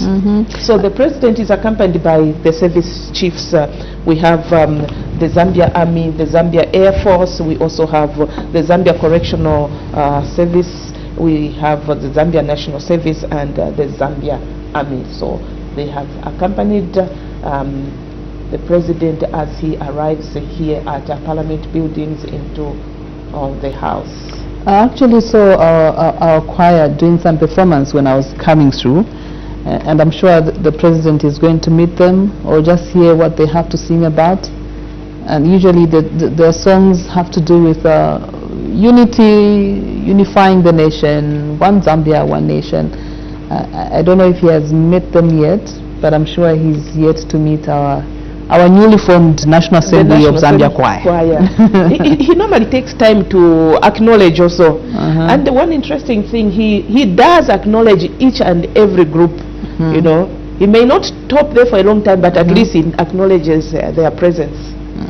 I'm sure he did that before going upstairs. Okay, so they are actually making their way to the Speaker's chambers, and there he is greeting everybody by way of waving his hand. That's his tradition actually. Yes, he loves to wave his he loves to wave his hand, and so any time from now he's going to be in the chamber, and we'll be ready to hear what he has to say as he officially opens the 5th session of the 13th National Assembly. And those are the live pictures from the chamber. Members of Parliament were actually urged to stay in their seats, and the invited guests, as they wait for the President to walk through to the chamber. And that's exactly what they are doing. They are seated, of course, chatting, and catching up on one or two issues as they wait for the address. Exactly, that is what is going on right here at Parliament buildings as the President comes to open the 5th session of the 13th National Assembly. And also to note that this is the final year of the 13th National Assembly. Next year Zambia goes to the polls, and the Parliament then will be the 14th National Assembly. So this is the last year of the 13th National Assembly. Interesting. So earlier on we did say that last year the President during the 4th session of the 13th National Assembly did address the nation under the theme enhancing national resilience, sustaining socio-economic gains in the face of adverse effects of climate change. This time around we are looking forward to see what the theme for this year is going to be. So last year the President's address was delivered at a time when the country was going through a very challenging period, and that was in view of the severe drought that we experienced, and this was actually caused by El Nino weather conditions. But thank God, Pauline, we did have good rains after that dry spell, and a bumper harvest. Exactly. The President did talk about a number of measures that government was going to put in place to mitigate the drought that the country had gone through, and also he did talk about the agriculture sector. He talked about the mining sector and other sectors that would bring some improvement to Zambia's economy. And talking about the mining sector, Pauline, the President in last year's address did say that activities of illegal mining are a big challenge that the government is fully committed to addressing. I'm sure you've seen what has been happening regarding these illegal miners, the deaths that have been recorded, and so the President actually did touch on that last year. And he did say that the scourge had resulted in the needless loss of life and posed a significant threat to national security. And we yet to see if he's going to touch on that issue again, just like we await for him to touch on the issue of energy. As you might be aware, the country has been going through an energy crisis. It's been load shedding for long hours, and the people that we spoke to much earlier did actually say they wanted to see the President actually tackle this problem, see how this energy crisis can be resolved. So we need to see what the President is going to say regarding the energy sector. Exactly. And on agriculture, following out, the President also did bring out the fact that the maize in view of the maize deficit, the country was going to import from neighboring countries, and this was also to reassure the people that no one was going to go hungry in the nation during the challenging period. And to further mitigate the effects of drought, people were being encouraged to cultivate winter maize and early maize by all the farmers, and also government was going to contract farmers to supply early maize to be delivered earlier this year. And of course we saw this come to fruition in the year, and there's quite a lot of grain out there which farmers have produced in the last farming season following very good rainfall. The President also touched on the expansion of the local manufacturing base. He did say that government is promoting the production and consumption of local products, and he did say that to achieve this, the government is actually developing a legislation to support local manufacturers by encouraging public institutions to procure locally produced goods and services as we continue to promote the Proudly Zambian campaign. The President actually, every time he comes to Parliament, actually talks about as Zambians, support our locally, produced goods, the Proudly Zambian, campaign. Exactly. And so there you have it, the Sergeant at Arms leading The President of the Republic of Zambia, he's been accompanied by the Speaker of the National Assembly, and I'm thinking they are heading to the office. Yeah, they're heading to the Speaker's chamber, and that's per tradition when the President, that's the First Lady, beautifully dressed in the white and black dress, and that's the Speaker's chamber. And so as per tradition, each time the President comes to Parliament, he signs in the visitor's book. I wonder what he's writing, that I've been here like, or maybe this is the 5th session. I'm officially opening the 5th session of the 13th National Assembly. I'm just thinking aloud. I don't know what he's writing. Indeed, it would be good to see what he has written for Parliament this year. All right, and so once that process is done, we'll see the President come through to the chamber, and that will signify, you know, the start of his much anticipated address. And so he's done, and with the First Lady looking on, and the Speaker also looking on, and I'm sure they're going to take a photograph as per tradition. After the signing, there's going to be a photo session, and after that he's going to come through to the chamber. And so members of Parliament are getting ready to hear what the President has to say this time around as he officially opens the 5th session of the 13th National Assembly. And so we're just going through, in case you've just joined us, we're just going through the President's speech that he delivered last year when he officially opened the 4th session of the 13th National Assembly, and this speech was premised under the theme enhancing national resilience, sustaining socio-economic gains in the face of adverse effects of climate, change. Yes, Claudette, and on human and social development, the President did indicate that his government had introduced a free education, which has led to a huge increase in the enrollment levels across the country, and that the young people now have a fair chance to brighten their future by going to school, and that the young people are now being empowered to overcome poverty, and also they have an opportunity to become key players in the socio-economic development of the country. And he did say that free education is a policy which is helping to curb early marriages and teen pregnancies in the country, especially in rural areas. And he also did indicate that a new national education curriculum framework had been developed to promote lifelong learning, entrepreneurship, and also practical skills required by the industry. And this implies that the education curricula is more appropriate to the needs of the industry and the economy. So the First Lady, Mrs. Mutinta Hichilema, has just taken.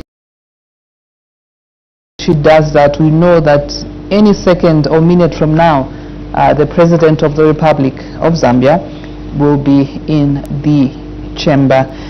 And so in last year's address, the President also touched on the aviation infrastructure. He did say that the development of aviation infrastructure is another strategy that the government is implementing in a quest to become a transport and logistics hub of the region. He did say that the government has embarked on the construction of a second runway at the Kenneth Kaunda International Airport, and this will not only make the airport more efficient and safer, but will also attract more international airlines. And he also touched on provincial airports. He did report that the upgrading of Kasama Airport has been completed following the installation of airfield ground lighting, and also the government is also in the process of upgrading Mansa, Nakonde and Chinsali airports. Yes, Claudette, the President should be coming in the house any time from now. We expect the Ngoma ya Bukali, which is a traditional drum actually to herald the approach of the President and the Right Honorable Madam Speaker's procession through the lobby. So any time from now, the President should be coming. So what's the significance of the Ngoma ya Bukali? Because we talked about the significance of the other, as the President is met at the footsteps. We talked about that, And so now there's going to be some more drums in the house, in the chamber. Yes, Ngoma ya Bukadi, as in signifying, or is to warn the people that he is coming. It's a sign that the president is about to come. Okay. Yes. Okay. So that should be any time from now, the president walks in. Oh, actually, there they are. They are ready. They're getting ready to sound those drums. Okay. And you know, there's Ngoma ya Bukali, and then there's also the Maoma. When he walks in, as he's walking in, there's that drum also. The sound will be different. Okay, so it happens at the same time? No, the heralding will happen as he is approaching. So when he is coming, he's walking in now, there will be the Maoma. It's like the royal. That's from Western Province. The Maoma. Maoma, it's not Western Province. It's Western Province. Oh, it's Western Province. Maoma, right? Yes, I think it should be. Drums. So there you have it. That's the president making his way into the chamber, accompanied by the Speaker of the National Assembly. Mr. President and Madam Speaker.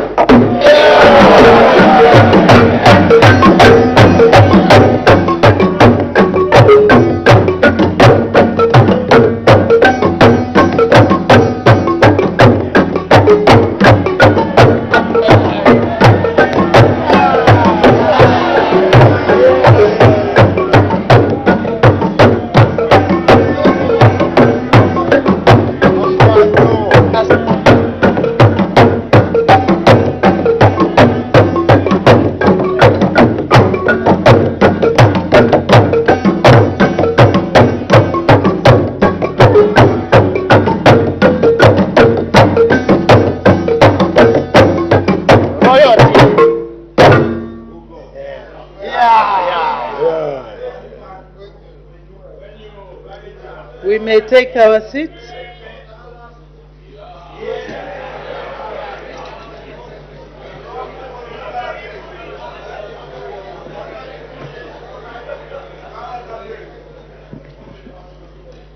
Gazette Notice number 939 of 2025, the National Assembly of Zambia Standing Orders 2024.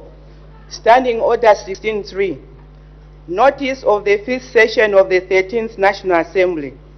Notice is hereby given to all members of Parliament and the general public that in exercise of the power conferred upon the Speaker of the National Assembly by Standing Order 16.3 of the National Assembly Standing Orders 2024, the Speaker appoints Friday, 12 September 2025 as the date for the first sitting of the 5th session of the 13th National Assembly. Dated 11th day of August 2025. Right Honorable Ms. N.B.K. Muti, State Council, Member of Parliament, Fellow of the African Public Relations Association, and Speaker of the National Assembly.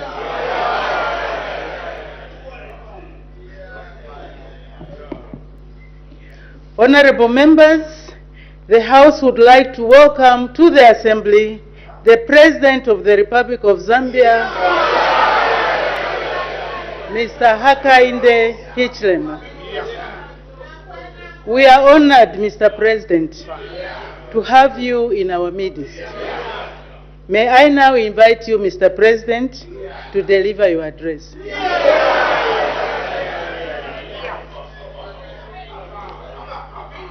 Madam Speaker, we are honored, truly honored, to join you today to address the House on this auspicious occasion marking the commencement of the 5th session of the 13th National Assembly. Before we commence, we would like to honor our late 6th President, His Excellency Dr. Edgar Chagwa Lungu, who died in Pretoria, South Africa on the 5th of June 2025. In a moment of mourning, we stand in solidarity with his family and the country, offering them our deepest prayers and heartfelt condolences. His service to our country will forever remain as part of Zambia's history. May his memory inspire us to uphold the unity and dignity of our great nation, Zambia. May we be upstanding for a moment of silence, Madam Speaker.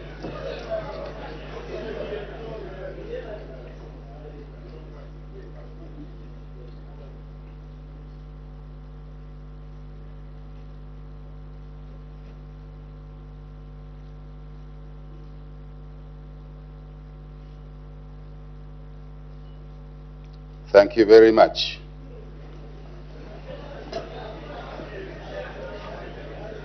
May his soul rest in eternal peace, Madam Speaker.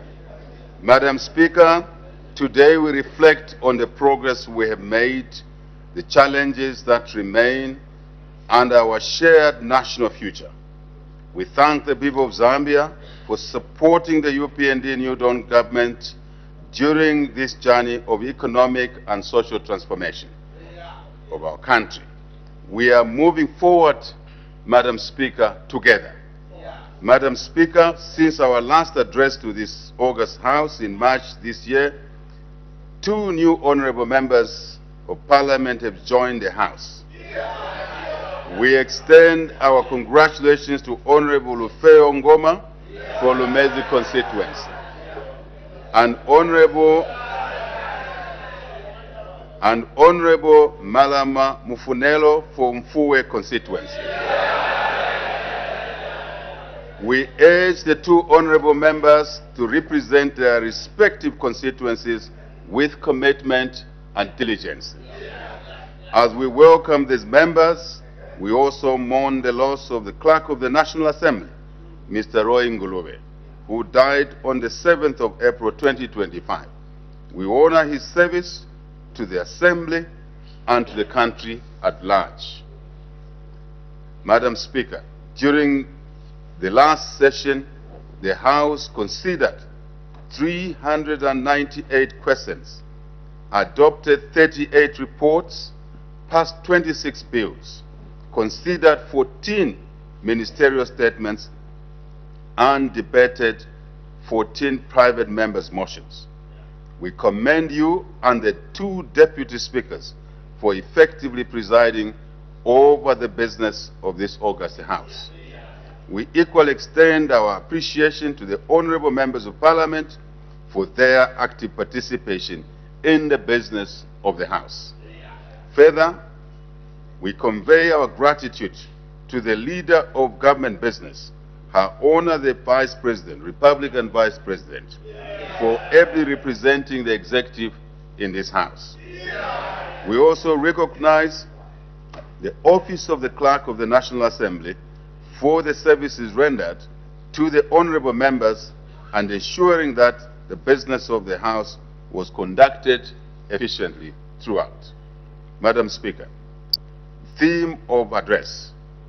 Over the last 4 years, we have made positive strides in our economic and social transformation agenda. We have restored economic growth, Madam Speaker. We have regained market confidence, Madam Speaker. We have restored the rule of law, Madam Speaker. Our efforts are certainly yielding the desired results. No question about it. Certainly, more remains to be done, and we are very much aware of that. The theme for the year's address is, therefore, consolidating economic and social gains towards a prosperous, resilient, and equitable Zambia.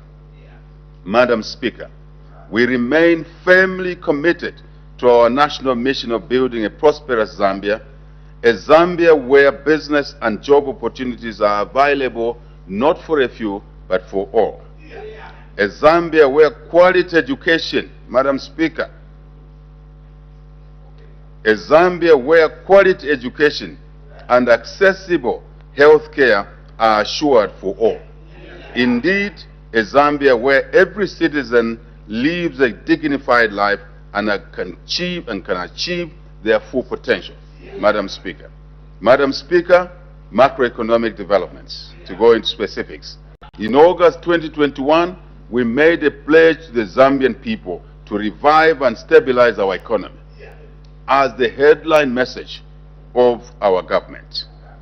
True to our commitment, economic growth has averaged 5.2% between 2021 and 2024. Numbers do not lie. This is more than 3 times higher than the average growth rate of 1.5% recorded during the period 2017 to 2020. We have been able to grow the economy despite the uncertain global environment, Madam Speaker, the huge national debt, Madam Speaker, the effects of the worst drought in living memory, which we experienced in the 2023-2024 rain season. Madam Speaker, the UPND New Dawn administration has made positive strides in enhancing fiscal prudence and addressing the debt crisis. Elephant in the room at a time. Today, we are happy to report that over 92% of our external debt has been successfully restructured, Madam Speaker. Further, the inflation has been on a downward trajectory from an average of 23.1% between January to July 2021 to an average of 15.5% over the same period in 2025.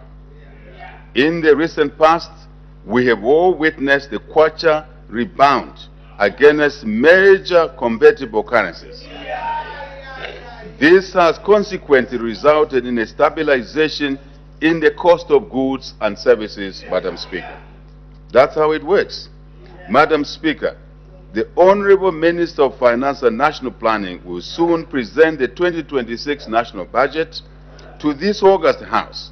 The budget will outline specific measures to consolidate the economic social development gains that were made towards a prosperous, resilient, and equitable Zambia. The specifics, Madam Speaker, will sit in there. We therefore urge this August House, not part of it, but the whole House, to support the budget once it's presented. Madam Speaker, economic transformation and job creation, a little bit more highlights. Economic transformation and job creation is critical in fostering sustainable economic and social development. Since 2021, our government has focused on economic reforms, diversification, and value chain development in key sectors of our economy, such as what? Agriculture, mining, tourism, and indeed manufacturing. And you will see the effect of this focus in the GDP for the last couple of years. Agriculture, Madam Speaker. In agriculture, we've seen a rebound in the production levels across major crops. For instance, Madam Speaker, in the 2024-2025 farming season, maize production increased to a historical 3.7 million metric tons, compared to 1.5 million metric tons in the 2023-2024 season.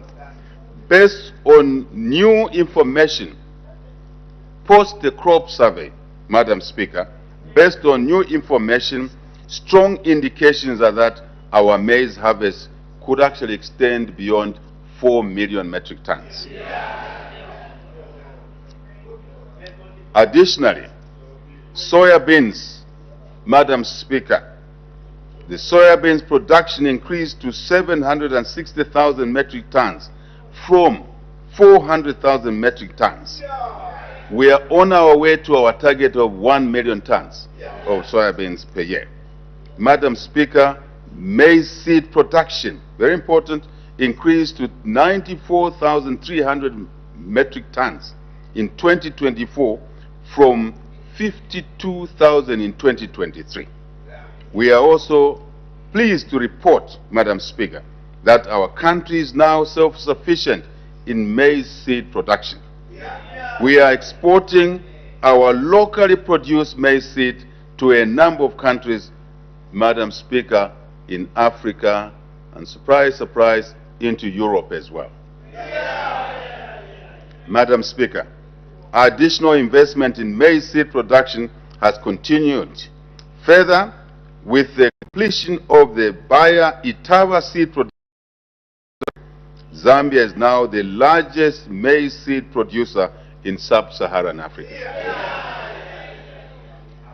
Key drivers of growth in agricultural production include, Madam Speaker, increased private sector participation and government reforms such as what? FISIP e-voucher. FISIP e-voucher. We successfully delivered a major reform under FISIP, Madam Speaker, migrating 730,000 farmers onto the e-voucher, to be precise, a digital platform.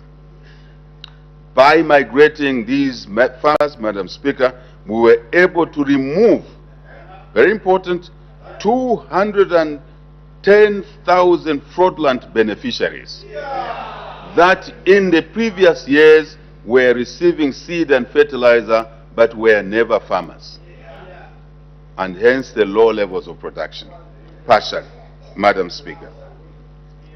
This subsequently created space for genuine farmers to benefit from the critical support. This board reform, Madam Speaker, has restored the integrity of the FISIP program with regards to input supply and guaranteed that assistance reaches the rightful beneficiaries, not those who are collecting inputs and selling the following day. No. Of the farmers that migrated to the e-voucher, Madam Speaker, 99% received their inputs ahead of the rains. Another important development there, arising from reforms, different from past periods of late deliveries of inputs. In addition, a broader choice of inputs is being made available to farmers. They draw inputs to grow what they want to grow. Very important. Very important, Madam Speaker. The success of the e-voucher last season is the reason we are committed to 100% rollout to all our 116 districts, 156 constituencies this year.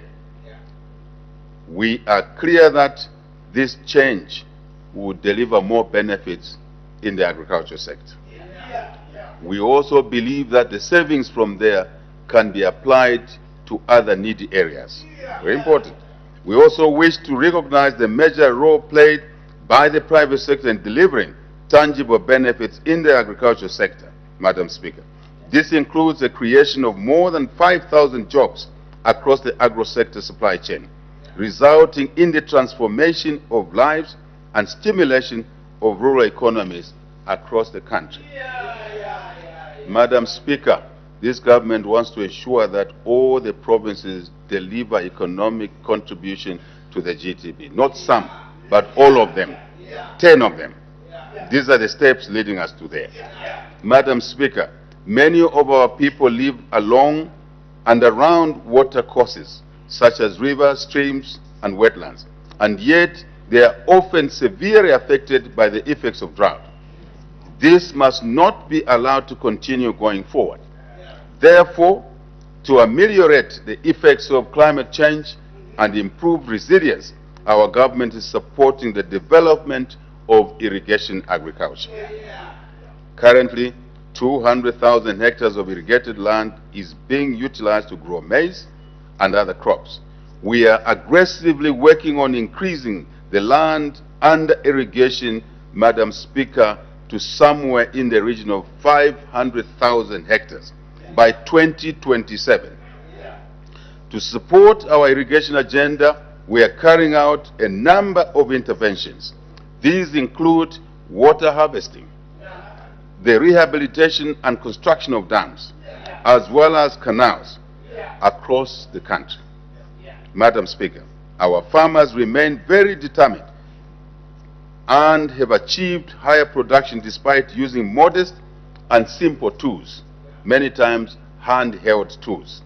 We believe with increased support on mechanization, technology, and management, we can significantly increase their production and yields per hectare. That's a game changer. Thus, in 2023, we launched the Sustainable Agricultural Financing Facility, SAFF, to provide affordable financing for mechanization, technology, and irrigation to our small and emerging farmers. A total, Madam Speaker, of 9,000 farmers received loans from the SAFF facility in the 2024-2025 farming season, compared to 4,300 in the previous season.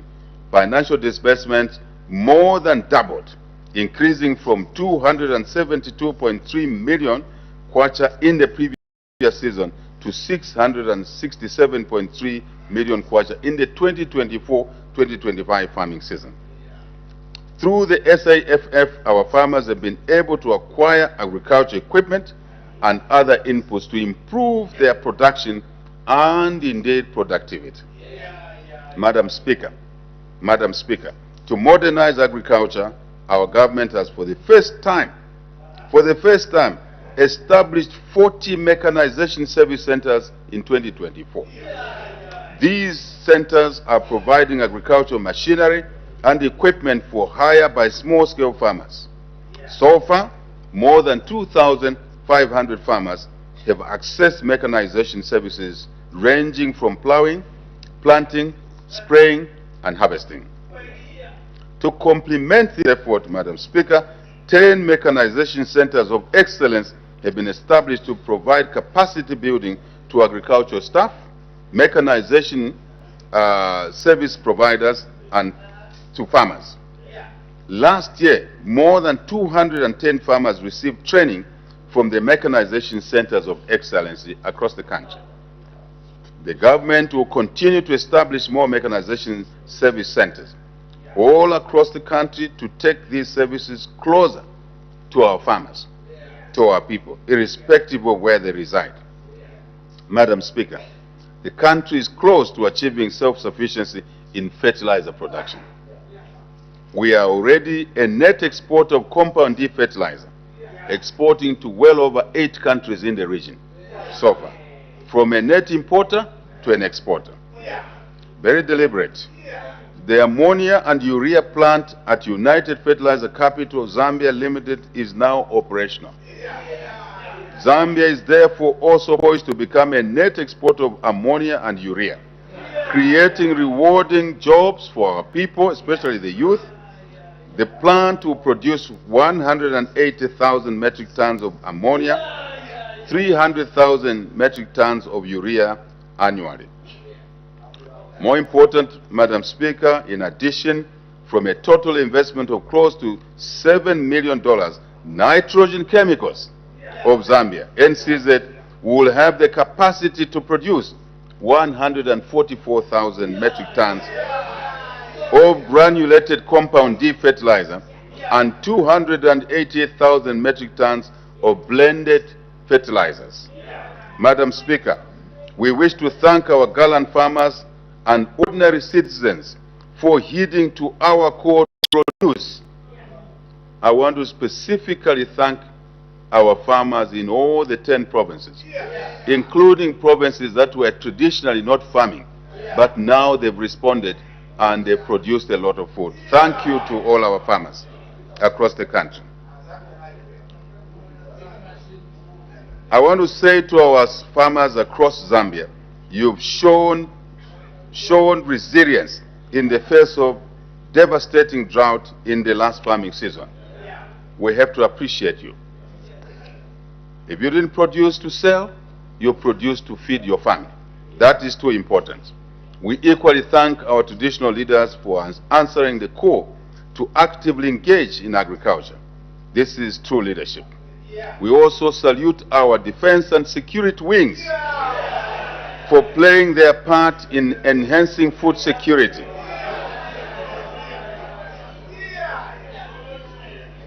In enhancing food security and fighting hunger in times of peace. Indeed, food security is national security, and the opposite is true. Food insecurity is national insecurity. We prefer to have national security through food, partially. Working together, we have delivered the greatest harvest in our nation's history. This is a testament to the drive and talent of our people, even though for many years unexploited. Madam Speaker, more than enough maize was produced for local consumption, human and animal, taking into account national food security, as I've mentioned already. This success has brought some challenges in the crop marketing process, admittedly. To address these challenges, the surplus crop has been allocated for export.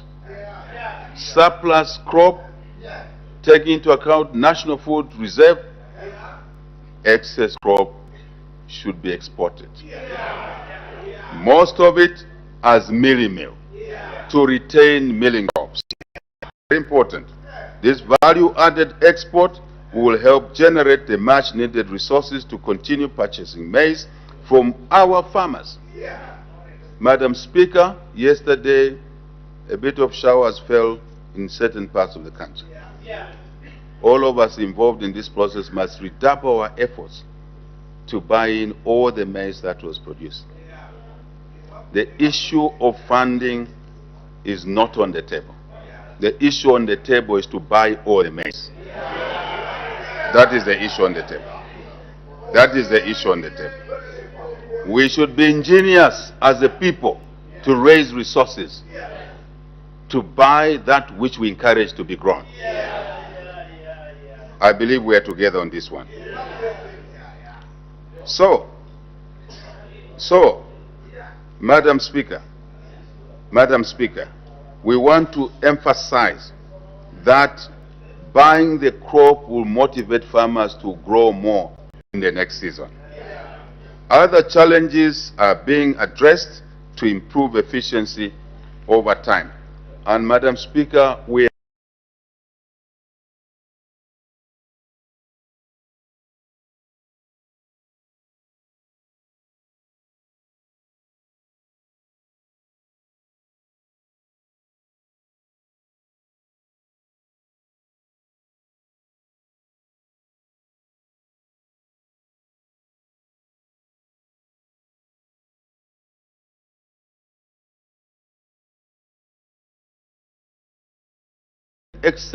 in an excellent position from deficit to surplus. It's a good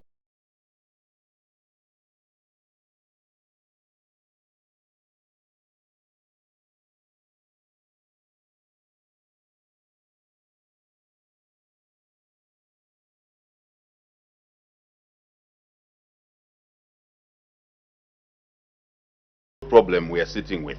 And I think we should rise to the challenge to resolve the problem together, all of us as a country. Madam Speaker, we wish to keep pushing towards our target of 10 million metric tons of maize per year by 2030. It is now in sight, but we have to sharpen our structured marketing arrangements. We want to be the food security for ourselves, but for the region as well, and it's possible.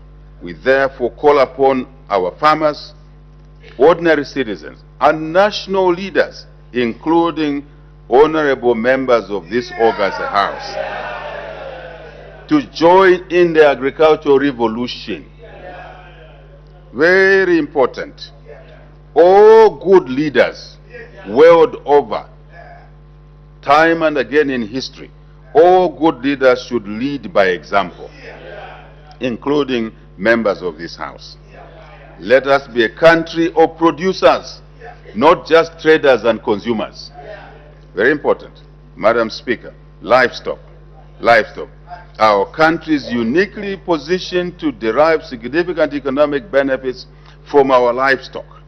The sector can be one of our key exports earners. That is why we have set a target of $1 billion of beef exports by 2030. Very important.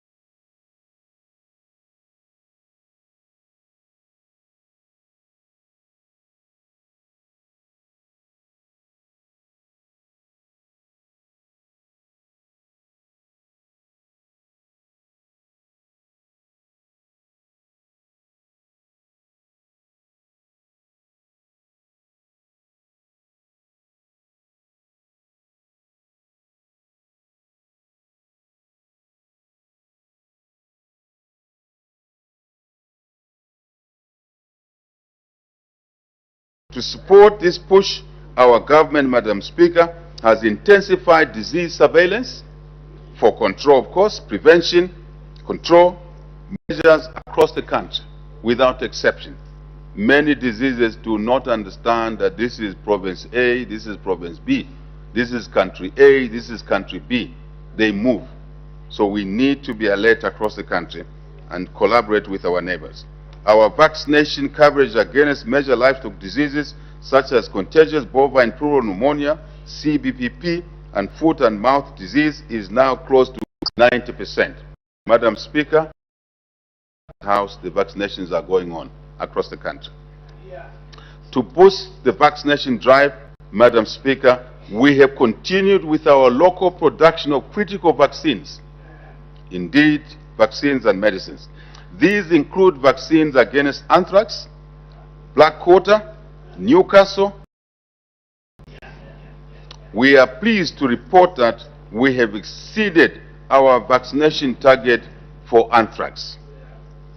We have also commenced the construction of the animal viral vaccine plant in Chilanga district.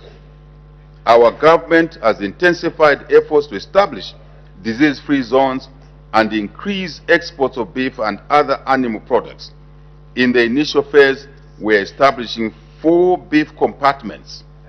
4 beef compartments in Eastern Province, Central Province, and Southern Provinces. Over time, this program will be expanded to all the regions of our country. Please, it is just to work in an orderly way. The whole country will be covered soon. Madam Speaker, the fisheries subsector equally continues to register positive growth. Fish production increased from both farmed and natural sources, increasing from 178,000 metric tons in 2023 to 197,000 metric tons in 2024. Our government livestock and fisheries to increase production and exports, as well as enhance job creation and food security. Madam Speaker, mining.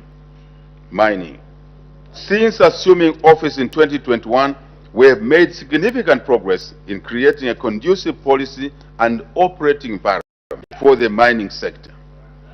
This has directly led to significantly more investments going into the mines across the country. We have largely resolved Kola copper mines, KCM, and Mopani, which negatively impacted our copper production. We have unlocked, Madam Speaker,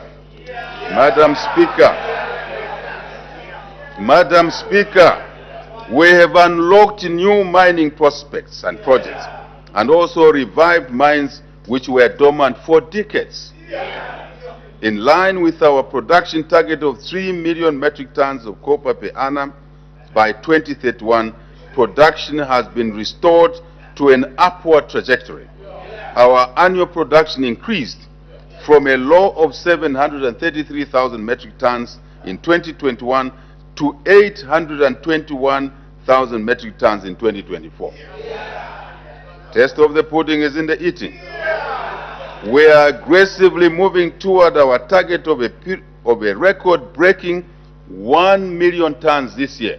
We are knocking on the door of 1 million tons this year of copper production by the end of this year, Madam Speaker, never achieved before.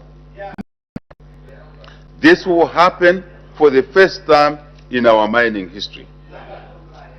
Madam Speaker, our first major intervention in the mining sector in 2021 was a resolution of disputes between Government of the Republic of Zambia, ourselves, and First Quantum Minerals. This resolution, which was going on for 10, 11 years in courts, Madam Speaker, not in courts in Lusaka or Ndola, but in London. Very unfortunate. A resolution of disputes between Government of the Republic of Zambia and First Quantum has unlocked a lot of value in the mining sector. This solution led to First Quantum's restoration of confidence in Zambia and their subsequent decision in February 2022 to invest $1.25 $1.25 billion to expand Kansanshi Mine's Sentinel, which is in short code S3. Without the expansion of Kansanshi, Madam Speaker, this was going to spell disaster. This mine was to close by 2024. The additional investment, Madam Speaker, has not just extended the life of mine by 25 years, but also created more jobs, created business opportunities. Madam Speaker, we officiated at the new expansion program project completion not long ago, just 2 weeks ago, and it's a marvel to see what has been done there in 3 years. As a consequence of this, Madam Speaker, the total production of First Quantum is now moving towards 450,000 to 500,000 metric tons per year. By any means, these are significant numbers. This is a significant mine by world standards, anywhere in the world. So these efforts are achieving results, Madam Speaker. Madam Speaker, copper mines. Before I want to indicate that more than 100 were involved as contractors in the expansion program. All the electric cables were put.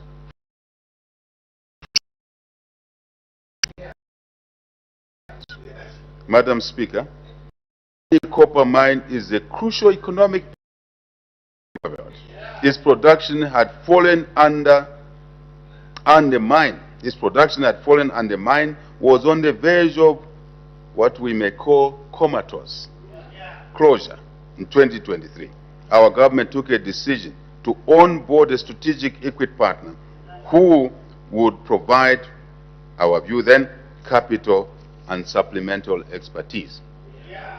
International Resource Holdings, Madam Speaker, emerged as the best choice, and we, the country, through ZCCM-IH, entered into a joint venture, Madam Speaker, that unlocked $1.1 billion of capital into Mopani Mine. This investment revamped mining operations at Mopani, and production has grown, Madam Speaker, by a whopping 40%. With a target of 230,000 metric tons of copper per annum at peak before further expansion is injected. More than 2,000, Madam Speaker, more than 2,000 Zambian jobs, mainly the youth, have been employed, and no one was declared redundant at the point of. So these are additional jobs, Madam Speaker. The jobs that were there, retained, additional jobs, 2,000. Speaker, local suppliers, not just jobs, local suppliers have been engaged and continue to benefit from the mine's growth. My only advice to our local suppliers, Madam Speaker, a number of them are not delivering in accordance to the quality required. It is a problem. Government may be able to our people get to squander the opportunity. Then they complain every day. Please, mine suppliers, live up to the expectations. You supply substandard stuff, you delay supplies, you increase downtime on the mine. We will not achieve our targets. Mr. Speaker, let us be a country of serious people and businesses. Government will work with you, but do your part. Madam Speaker, Konkola Copper Mines, KCM, was recklessly placed in liquidation, occasioning great liability to the Treasury. It was necessary to correct this expropriation from an investor who was, at the time, seen to have lost public trust. But there was a better way of handling this problem. What we did created a lot of damage to the mine, to the investment climate. No question about it. our government took the decision, the right decision, to re-engage Vedanta to ensure that KCM returns to production, as this would not have been possible if we did not re-engage Vedanta to do a transaction with anybody else, because litigation would have continued even up to now. Again, we said we don't do business in court, so we came to the table and we have a resolution there. The matter now is about improvements, not about going downwards, but going upwards. We've always emphasized that, Madam Speaker, we should not rush to court when we have a challenge, even at a family level, business level, government level. Court is the last resort. When dialogue is challenged, court is the last resort. Madam Speaker, I have to emphasize that so we don't get mixed feelings in this House. KCM has paid off a large number of creditors through a scheme of arrangements and is steadily developing its production in addition to corporate social responsibility like any other business. And we will encourage KCM to do more, to do better. And we are pushing, we need to push together. Copper Belt members of parliament, we need to work together. All of us as one unit. Doesn't matter whether you're on a different party ticket, Zambians elected you. We must work together. Simple, very simple, very simple. Madam Speaker, in October last year, we commissioned works on the $2 billion of Barrick Lumwana expansion dubbed as the Super Pit.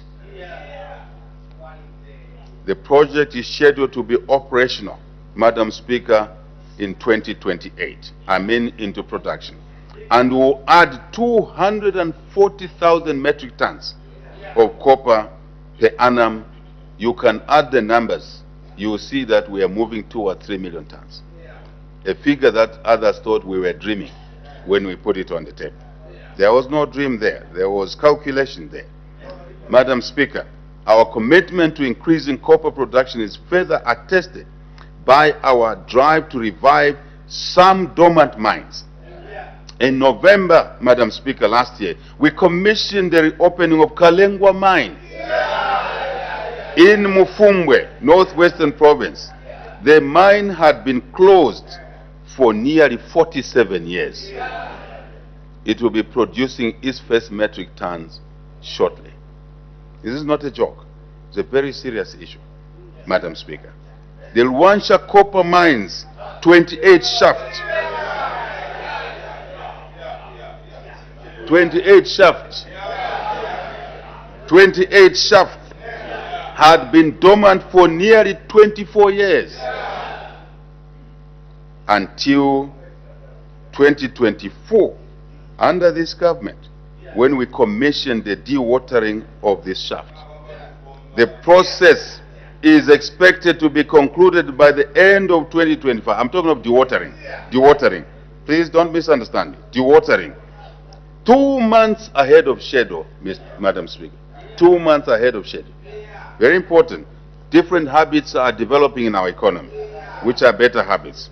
So once completed, this will enable Wansha Copper Mine to reach its production target of 100,000 metric tons. Madam Speaker, the revival of 28 shaft will also create an additional 3,000 jobs. Luansha was becoming a ghost town. Luansha is now vibrant. Left, right, front, back, something is going on in Luansha. Every day, yes, including roads. Madam Speaker, let's soldier on. Non-ferrous China-Africa NFCA mine is expected to expand with a US $500 million investment. Additionally, the entry of new investors, Madam Speaker, at Lubambe Copper Mine, one which was in comatose again, which was basically just hanging around. There is a development going on there, and I was there. That copper mine is adding to our production levels with an additional $240 million investment and saving 1,500 jobs which were to be declared in Zambia. Those jobs were on their way out, Madam Speaker, but now they are assured. And that would have been a serious problem in that part of our country if we lost those jobs. We should not allow jobs to be lost, Madam Speaker. We should collectively work together to do everything possible to protect the jobs we have as we create new jobs. Very important. Besides rejuvenating and expanding old mines, we have planted the seed for new mines. These include the highly anticipated Mingomba mine in Chililavombwe, Venakavuswe, in Chililavombwe, and the Kitumba mine in Mumbwa. Madam Speaker, I'm proud to say that your government is making Mumbwa not a derogatory town which used to be called Mumbwa Mumbwa. Mumbwa is receiving huge investments now. Huge investments now. Yes, we know. Mumbwa, the Kitumba mine is in Mumbwa, Madam Speaker, and I've been there. And these mines, Madam Speaker, are at a development stage. Mingomba and Mumbwa, but jobs have already been created. Works are already going on there. Suppliers are supplying to these mines. Training is going on. It's a fantastic story, Madam Speaker, to turn around a sector which was dying and within a short time delivering results, tangible results. It's not a joke. Very serious work going on there. I won't take too much time. There are many more projects that are going on, Madam Speaker. These are samples only. We are doing sampling here. Madam Speaker, the high resolution aerial geophysical mapping or survey which is going on at the moment, which commenced in July last year, is on course. This is a very important development to this country, Madam Speaker. I know others are not paying attention. We've never fully explored our mineral potential in our country since independence. It's the first time we're doing it. First time. You can't exploit what you don't know. We have to know what we're sitting on. Madam Speaker, so far around 30% of the country has been surveyed. It's looking good, but we have to manage these resources properly. And I'll come to that. The survey is important in identifying what we're sitting on. Even under this building, there could be something lying. But how do we know? Unless we survey. So your country is investing money in this. And I think it's an investment which is well meant. What this survey is going to do, Madam Speaker, in addition to identifying resources, but the attendant improvements of attracting investments, with supporting exploration that may ensue as a result of this geophysical mapping, improving mineral resource management. We need to pay attention to this, improving the mineral resource management going forward. We want minerals to add value, not to create civil strife, not to create rivers of blood. It has happened in other countries. This government will not allow that. And we hope we have the support of everybody to make sure that we manage these resources properly. Madam Speaker, here we are. To curb illegal mining, our government is formalizing artisanal and small-scale mining. To this end, we issued over 1,400 artisanal and small-scale mining licenses to citizens of Zambia, because this sector is intended for citizens only. And we're cleaning it up, and non-citizens that have got the licenses will lose the licenses to citizens, only citizens of Zambia. The highest number of licenses issued, Madam Speaker, are in the gold mining sector, and accounting for 71% of all these 1,400 licenses. 71% are in the gold area.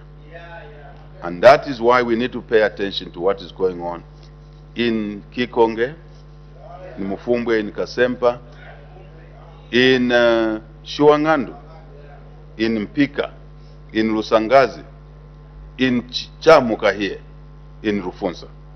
Madam Speaker, we need to work together on this issue. All of us, in this house and outside this house, to keep our country secure. We need to work together. So, Madam Speaker, I want to indicate to you that these reforms are delivering value. We have laid a solid foundation for a more prosperous country in different sectors. So I want to emphasize 4 points, Madam Speaker, in the mining sector. Whether it's artisanal, small, medium, large. 4 themes will apply. Very important. Number 1, legal regulatory compliance. Number 1. Number 2, safe mining. We can't allow our children to go in those holes and die every day in the name of whatever you want to call it. No. No. Within safety, safe mining, no pollution. 3, formal trade. All the minerals must be traded formally and they should come into the economy, not outside. Number 4, security. Very simple. Legal regulatory, 1, 2, safe mining, 3, formal trade, 4, security. The security cluster, Madam Speaker, will tell you when they went to Kikonge, they found military guns there. What are those guns for? To kill somebody. Eastern DRC, Madam Speaker, started like this. 40 years down the road, 13-year-old boys have killed already. We don't want our country to be in this space. This is not a joke. This is not a joke. So we need to work together. This house must work together so we can moderate and exploit our resources properly. Madam Speaker, tourism. Over the past 4 years, we have made strategic investment in the tourism infrastructure, marketing, product diversification, policy reforms, and community engagement. We have laid a solid foundation, Madam Speaker, in this sector for resilience, diverse, and economically impactful activities in the sector. Our interventions, Madam Speaker, in tourism sector are yielding positive results. We have continued to record, Minister Skumba, an increase in international tourist arrivals and therefore revenues. Arrivals are connected to revenues. Tourist arrivals, Madam Speaker, numbers don't lie, increased from 554,000 in 2021 to a record 2.2 million in 2024, the largest in the country's history. This continued increase in international arrivals is largely, Madam Speaker, again, not by chance, not by lucky, attributed to a number of measures, including the visa waiver policy. The visa waiver policy to 167 countries, as well as intensified marketing and hosting of international meetings and conferences, which your cabinet made a deliberate decision on. The results are now showing, and the benefits are clear. More investment is required, and it's happening in hotels, lodges, and other hospitality infrastructure is in progress, Madam Speaker, in collaboration with the private sector. And we want to thank the private sector. Majority of the tourism infrastructure here is basically delivered by the private sector. So thank you to the tourism players, businesses in the sector. We thank you. We thank you. Let's continue working together. There are challenges we need to deal with, and we provided platforms to deal with those challenges, filter those challenges. Presidential Delivery Unit, Public-Private Dialogue Forum. Please, let's utilize these forums. I'm speaking to the nation now.